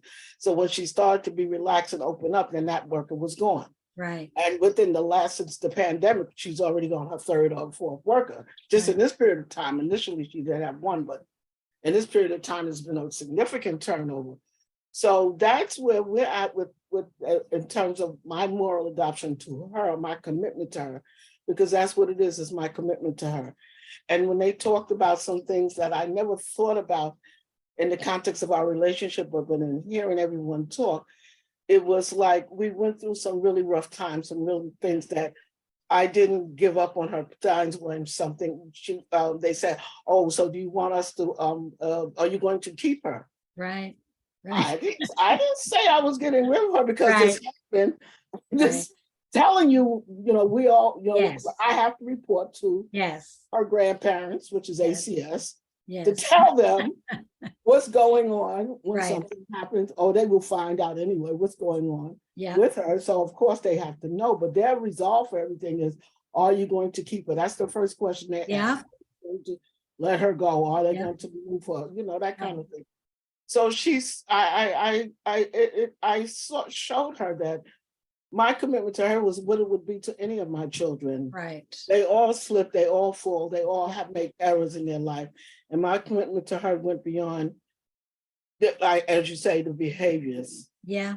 It didn't, if the behavior was something at the time or something went on or happened that I was not so happy with, but I had to deal with it. Just like any parent would have to deal with a child's behavior. I had to work with her and show her and commit to her that, you know, there is another way. And this is not the end of your life. And this is just another situation that we got to deal with right now that we're going to work through. Right.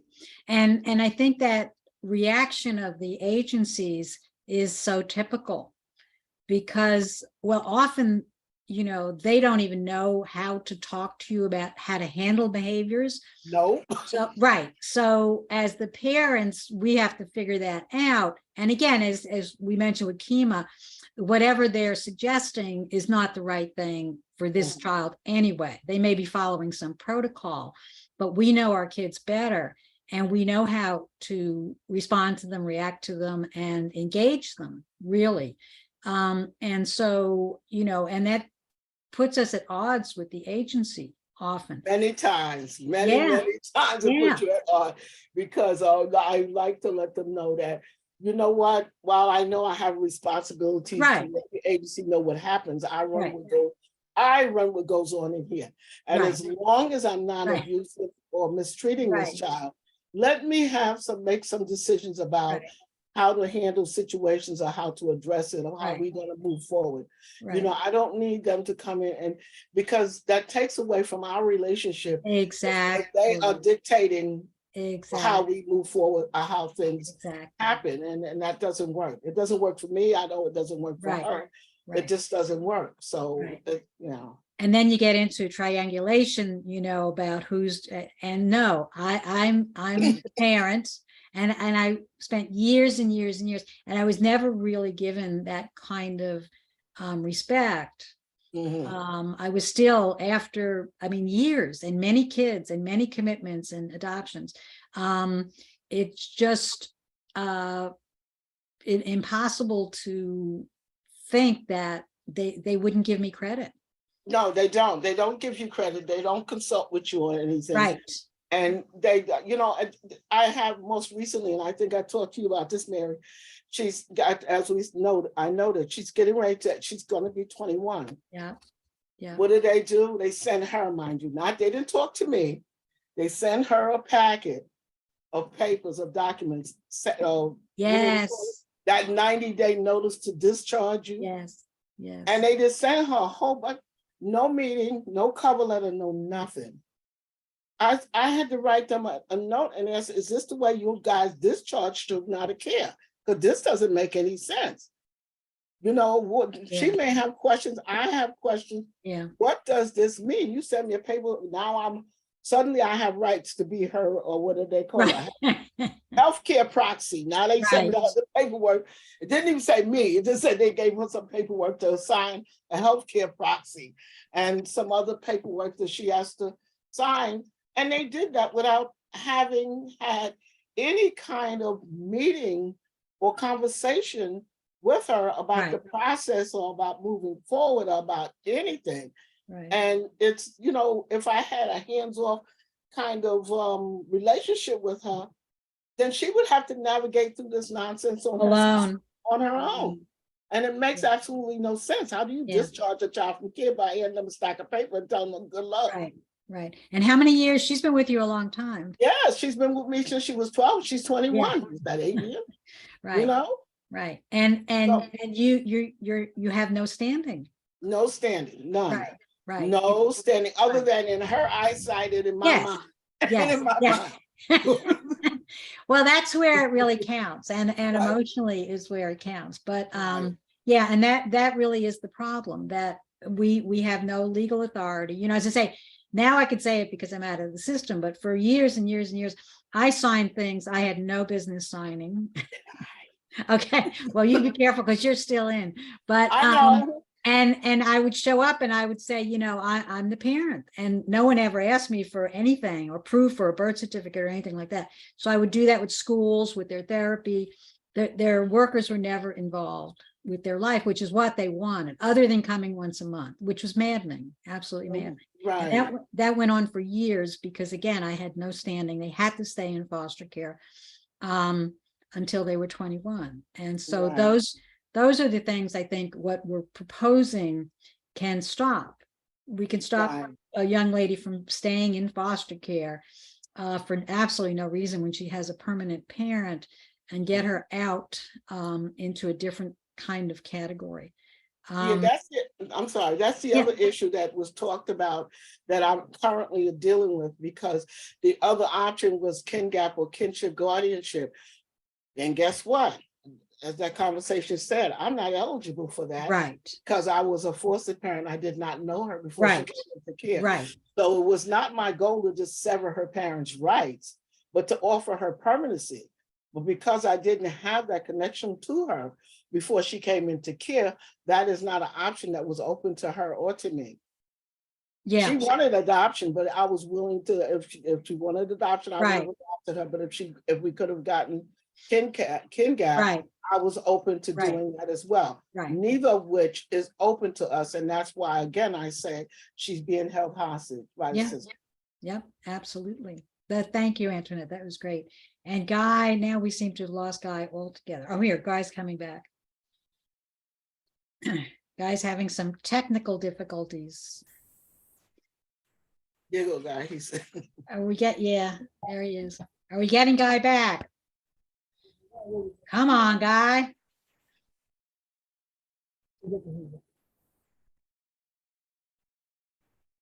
Someone asked about accessing the recording. That'll be sent to everybody, I think. As many young men as Guy had, you'd think he'd be a little more tech savvy. But you heard that guy. Yes, I did. I know you did. Can you hear me? Yes, I hear you. They haven't Finally. taught you tech. Yeah, they have, but none of the device, my computer wasn't working. I don't know what was going on. So Guy, thank you so much for joining. I know you're a busy guy. And actually I think Kayla may have to drop off. I think Kayla thank you so much, Kayla. Thank you. So Guy, tell us a little bit about your story. You've been all over the place. You've been all over publicity and stuff like that, but tell us in a little synopsis what you do. What have you done? I have a home. That's it. I have the same kind of home that I grew up in. We took in everybody. If you needed a place to live, my family took people in. So that's the only life I know. So it's not really about adoption for me. It's about providing a safe place for somebody who doesn't have one. Right. And that's what it's been all of these years. So I've been pretty lucky and successful, and these are my kids regardless of how old they get. Yeah. They don't have to have my name. They don't have to have any papers. They're my kids, and they know that. If you're hungry, if you need to take a shower, if you're on the street, if you're not doing well, you're still my kid. So my door is open. I very rarely take back keys when they leave, because there's no reason to. This is home, so I can come home at any point, and somebody will be there that had lived there at one point, and then I always know there's something going on because this person came in and didn't call, and there's something up. But it's just the way of life for me at this point. And how do you lay the groundwork, Guy, when they come in? Like, because I know these young men have been other homes before, and they've had different experiences, and they have certain expectations, I'm sure, that you're just going to be another temporary home. How do you get them to believe that you're different? I think food. I think unlimited access to food. And for young men, yes. Always works. Yeah, unlimited access to food. There's always ample food, and you don't have to ask, can you eat this? And you don't have to. I don't know. Usually it's the ground. The ground is there then. Once they can trust you with the food, they start to see other things. And then the interaction with people that lived there at one point, right? People that live there when they come, they see that interaction and say, I want to be a part of this. And that's just what happens. So I think the food and the general interaction that this is your home regardless of what might happen. I think those are the things that help. Right. It's funny, the food thing, and having heard so many stories over the years where food is restricted in homes, refrigerators are locked, they can't eat after a certain time, they don't get the same food that the birth children get, or things like that. Food is an enormous issue for our kids, being restricted from it. So actually that's the first time I've heard that, Guy, but that is very funny and very appropriate. It's one of, I learned that really when one of my kids, we were on Good Morning America, and he said, I came from a place where the kitchen, the refrigerator, everything was locked. So to have access at any time If you want to make hamburgers and french fries at Yeah. 2 o'clock in the morning, Yeah. go ahead. I mean, Yeah. that's what it's there for. Yeah. So I think that that's definitely the basis of it is right there. Food is very important. Food is love to them, and Yeah. basically that's it.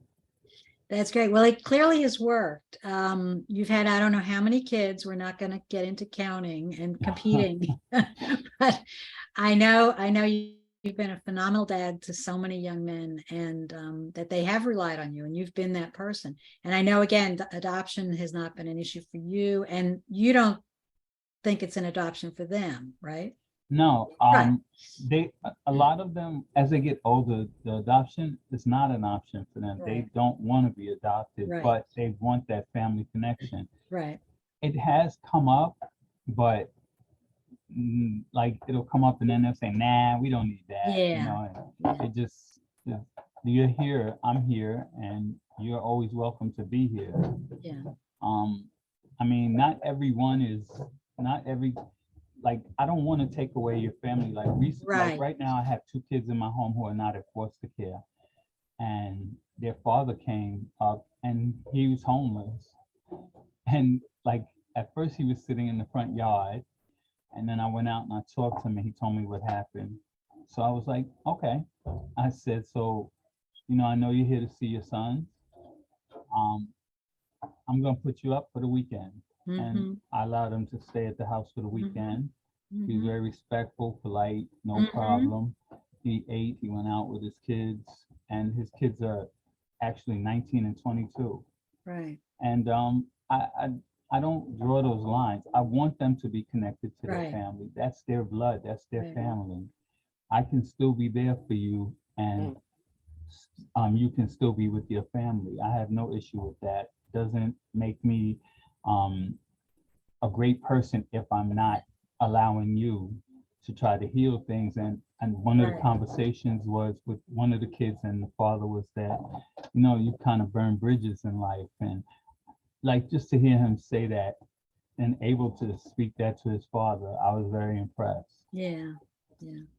Yeah, that's incredible. And I think the only difference that I know we talked about, and I've talked to Antoinette and others about it, is that you haven't had, as much as your commitment is real and serious and firm and permanent, you don't have the legal standing. I know we talked about that with a couple Right. of instances where there have been Right. medical issues and stuff.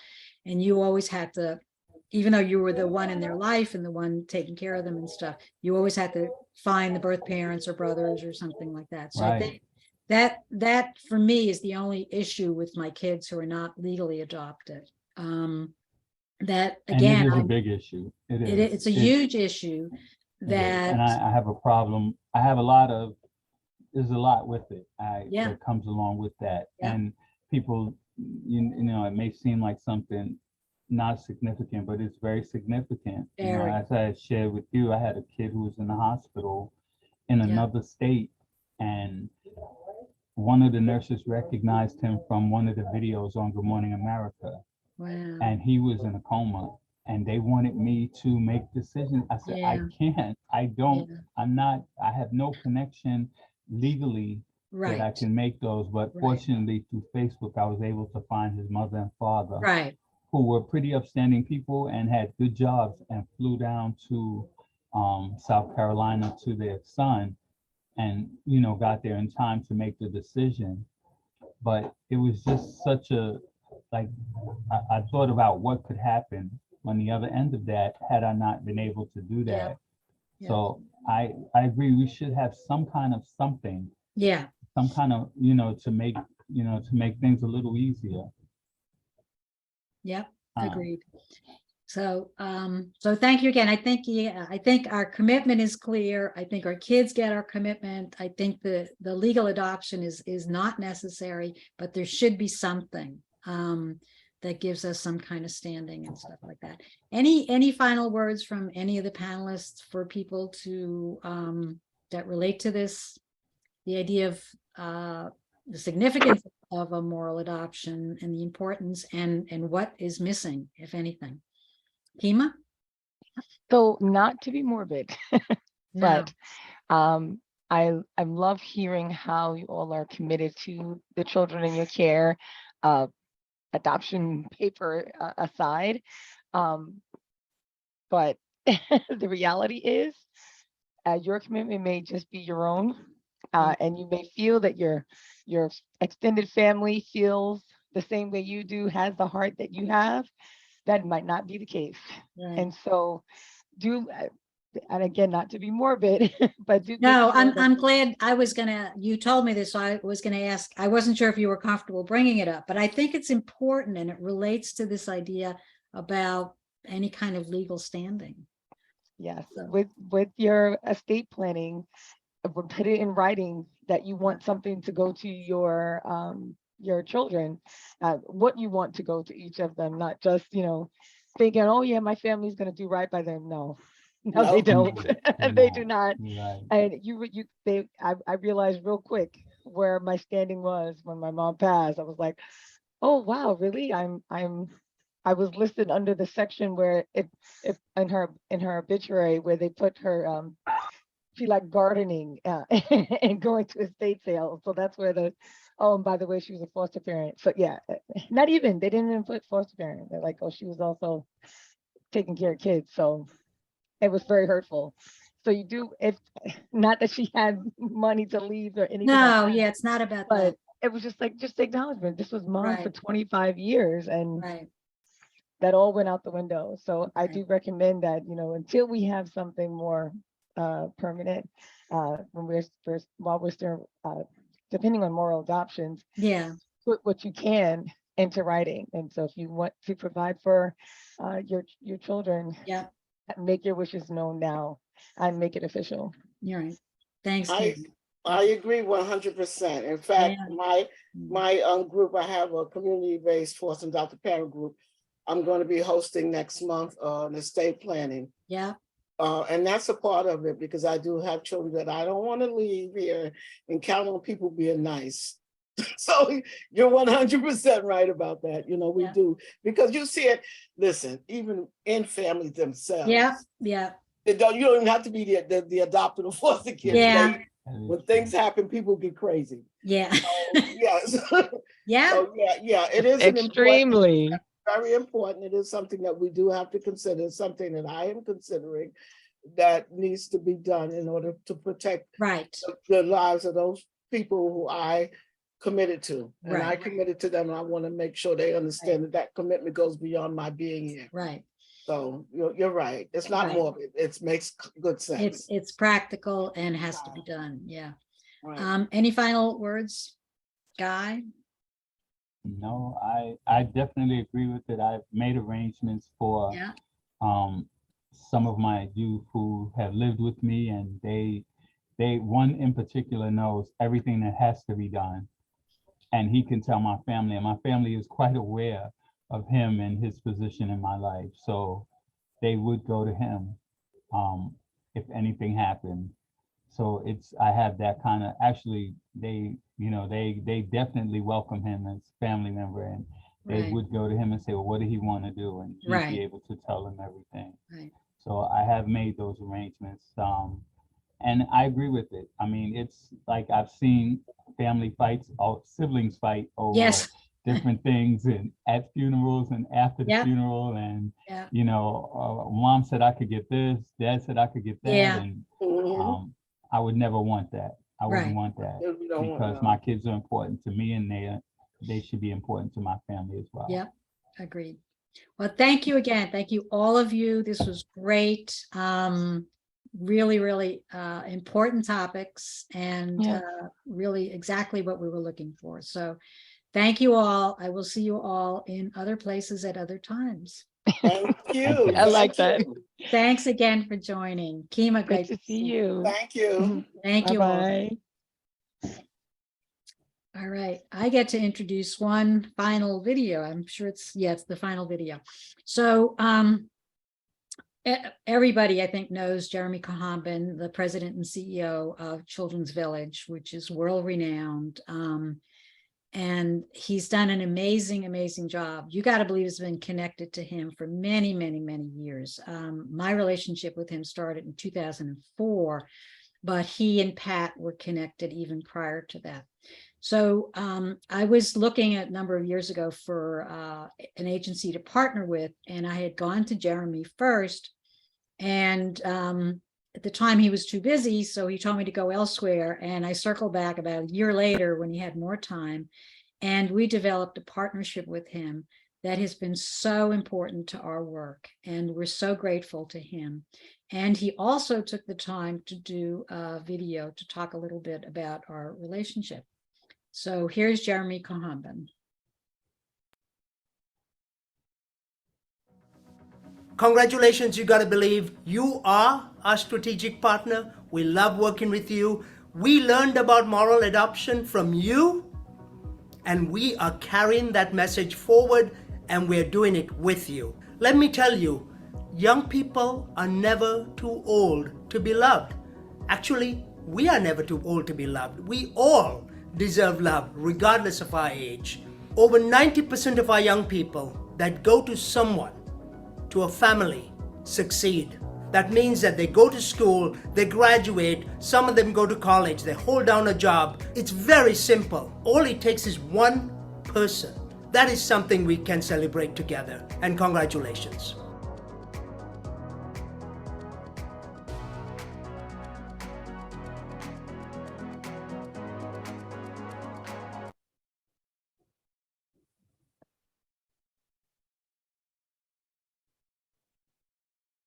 I think we're open to questions now. How are they coming through? Any questions for anybody who's been on this panel? Who's still here? Let's see what's going on. And Mary, wow, this is, what an amazing event.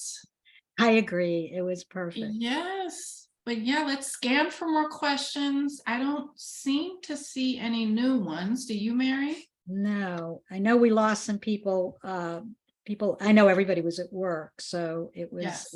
It was tough to fit in such a long event. But we will be getting it out to you, to everyone who signed up and participated. I think we said by Monday, if I saw one of the notes, a little editing possibly, but overall it was, I thought it was a fabulous panel. Everybody was just right on point. And this is such an important subject. You know, the idea that there are so many connections. We had actually been contacted by some people before this, just from the publication and the social events that we sent out, that this is what they had. They had a moral adoption and they didn't know what they had. They didn't know how to call it. They didn't know what it was.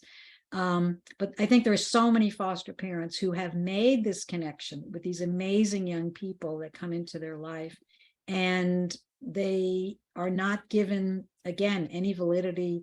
They're not treated like real parents. And that has to change. That really has to change. Because people who make these commitments, and the kids do not want to stay in foster care. They don't want those monthly visits. They don't want to be in court every 6 months. It's torture for them sometimes. They have to see people that were abusive to them, possibly. And so they deserve to get out of care, have a much more normal kind of life. It's still different. You know, my kids had to explain a white mom, but you know, they always came up with an explanation, you know, and they had great stories about all the dads that were involved in our lives. But regardless, they had fun with it, but they did not want the social workers involved. They did not want people to know they were in foster care. And it wasn't necessary. Once I realized what they needed, they could have been out. We really could have been out. Well, Mary, thank you. Thank you not only for today, but your ongoing contributions to the field, for the panel and bringing all these amazing guests together. We're going to let you go, and I'll pass it over to Board Chair Juan to close us out. Thank you once again, Mary, and to everybody else, to all of our panelists and speakers and contributors. I want to also thank the YGB staff and the board and our partners and stakeholders. Two other people I want to close out as I began, thanking them again. Amanda bless you, bless you, bless you for pulling this together and dealing with all the details I could not. And you've all heard everyone say Tech more than once. Tech is actually a person. His name is David. It's been great. Thank you, David. Thank you, thank you, thank you for so much and all your efforts. Thank you, JP, for being a wonderful leader for us. And last but not least, I definitely want to thank the people who stuck with us throughout this symposium. Again, we're clear there are other things you could be doing, but you chose to stick with us. And we really do appreciate you for that. And to that end, we do have a call to action for you. And JP is going to tell us about that. Yes, but before we move on to the call to action, because Juan will not take credit, but this event was actually his idea. Coincidentally enough, after a meeting at Children's Village, who you just heard from Jeremy Cohumbin, and we were talking about YGB's mission and how do we discuss this further, how do we create a platform, and out of that conversation came this, and it's so exciting to see it come to fruition thanks to all the hard work of everybody on our team. And we do have a call to action because we didn't anticipate for this to be just a flash in the pan. We want this to be the beginning of an ongoing conversation. And so we're asking three things. So we have a sort of a three-pronged approach to our call to action. First, if you know of a young adult who is about to be discharged from foster care and you or they do not know where that young adult is going to live, commit to helping that young adult find a permanent home. So this goes back to our previous discussions about the village raising the child and really being part of a community that's raising up our youth. So that's one call to action you can take. A second call to action is, if we can go on to the next slide, contact your state official to include moral adoption under kin gap and to qualify foster parents as kin. And so for more information within your own state, we'll have a link dropped in the chat that's actually from the Children's Bureau that'll provide detailed information for each state. And if you still need more guidance, please just feel free to reach out to us at You Gotta Believe through social media or at info@yougattabelieve.org.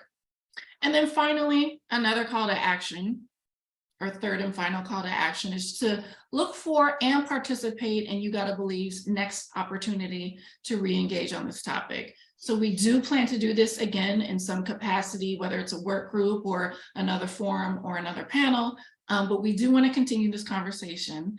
So with that, I want to thank all of the attendees for joining and engaging. Definitely want to thank all of our speakers and our panelists and for sharing your expertise and your personal stories. We really appreciate it. We could not have done this event without all of you. Thank you. And one more thing, I do want to acknowledge, I saw Susan Grunberg in the chat. So it's just always exciting when we have all of You Gotta Believe's executive directors in the same space at the same time. So thank you to Susan, thank you to Pat O'Brien, and thank you again, Juan. Bye, everyone.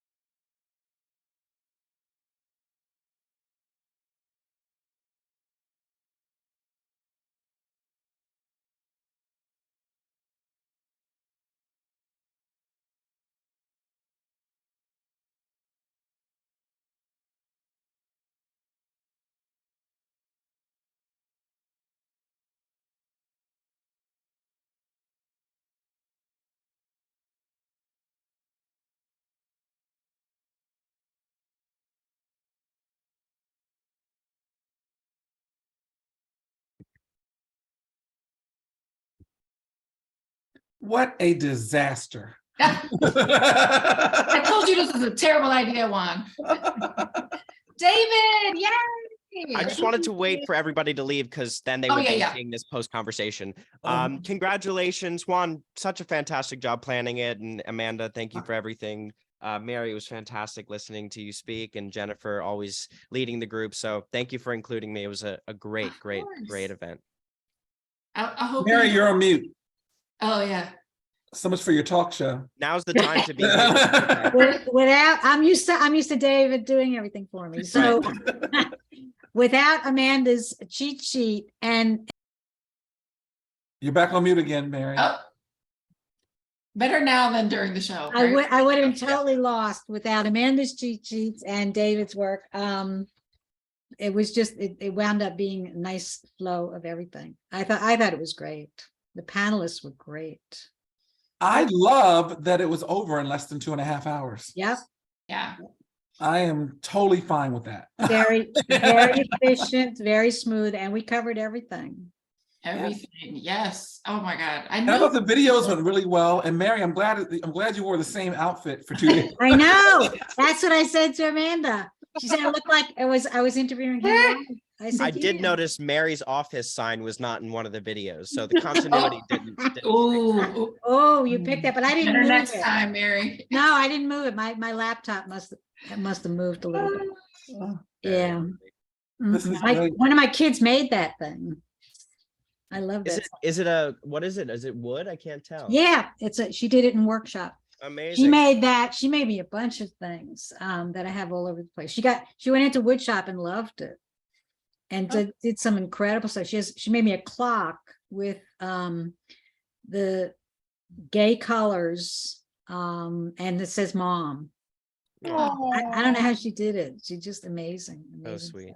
My kids made me nothing. But anyway, not that I'm bitter or angry, but screw those people. But but thank you all. This was really great and wonderful. And at some point, Amanda, I saw your email that came flying out. I agree. We should think about how we want to repurpose this stuff. Yep. And put snippets. Would it be great to have sort of a like a 5-minute commercial montage or something, you know? David and I were talking about putting a highlights reel together. Yeah, and put on our website because I have issues. JP has heard them. No, because I think our website does a horrible job describing what we actually do and giving it texture and flavor. And this panel does that. Did a really good job. You know, everything from telling people to stay connected to your family, to the kid's biological family, regardless of legal status, to preparing for death never occurred to me. Oh yeah. Yeah. You know, we covered some pretty did heavy topics there. Exactly. So rich. That's the only reason. I don't say it was too long because it was too like to suggest that it's boring, but because it's so rich and so much actionable information. Yeah.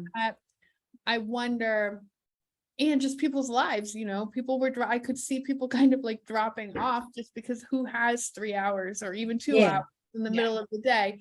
So how can we deliver so much rich information without asking people to sit at their desk for 2 hours? Mm-hmm. I like the idea of a series. I think that was one of your ideas, right? Yeah. And having like specific topics that this covered. Yeah, we covered so much here. People being like, wait, what is adoption? Or people being like really, really knowledgeable peers. So if we have a series, then people will show up for, you know, we could have something that's really rudimentary versus something that's really shows how much we know. Exactly.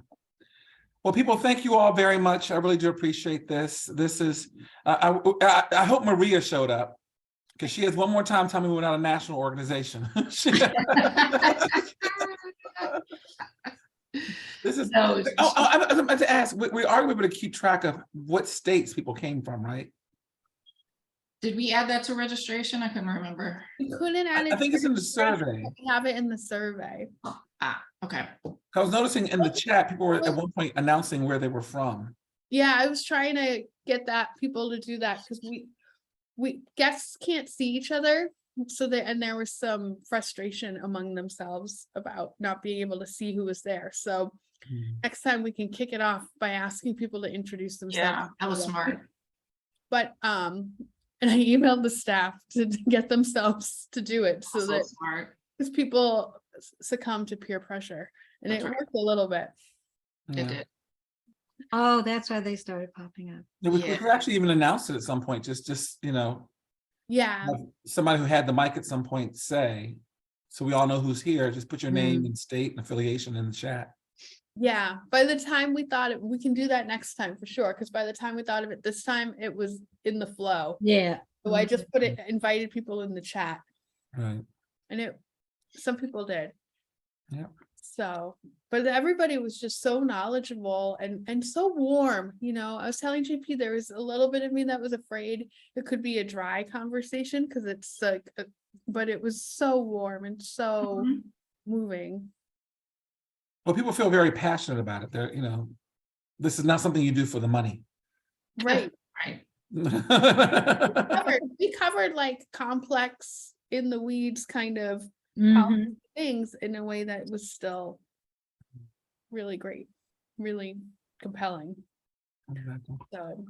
Okay, people, I'm off like a prom dress. I had a one-piece snatch away. I looked fabulous. No, this was. I'm gonna put this on my list of shit you'd never hear Gretchen say. That's true. That is true. Right. On that note. Exactly. Thank you all. Thank you again, David, thank you. Amanda. Amanda, thank you. JP, thank you. Mary, thank you. Really appreciate it. Yay. Thank Take you. care. Hey, we did it. Great job. Great Bye job. now.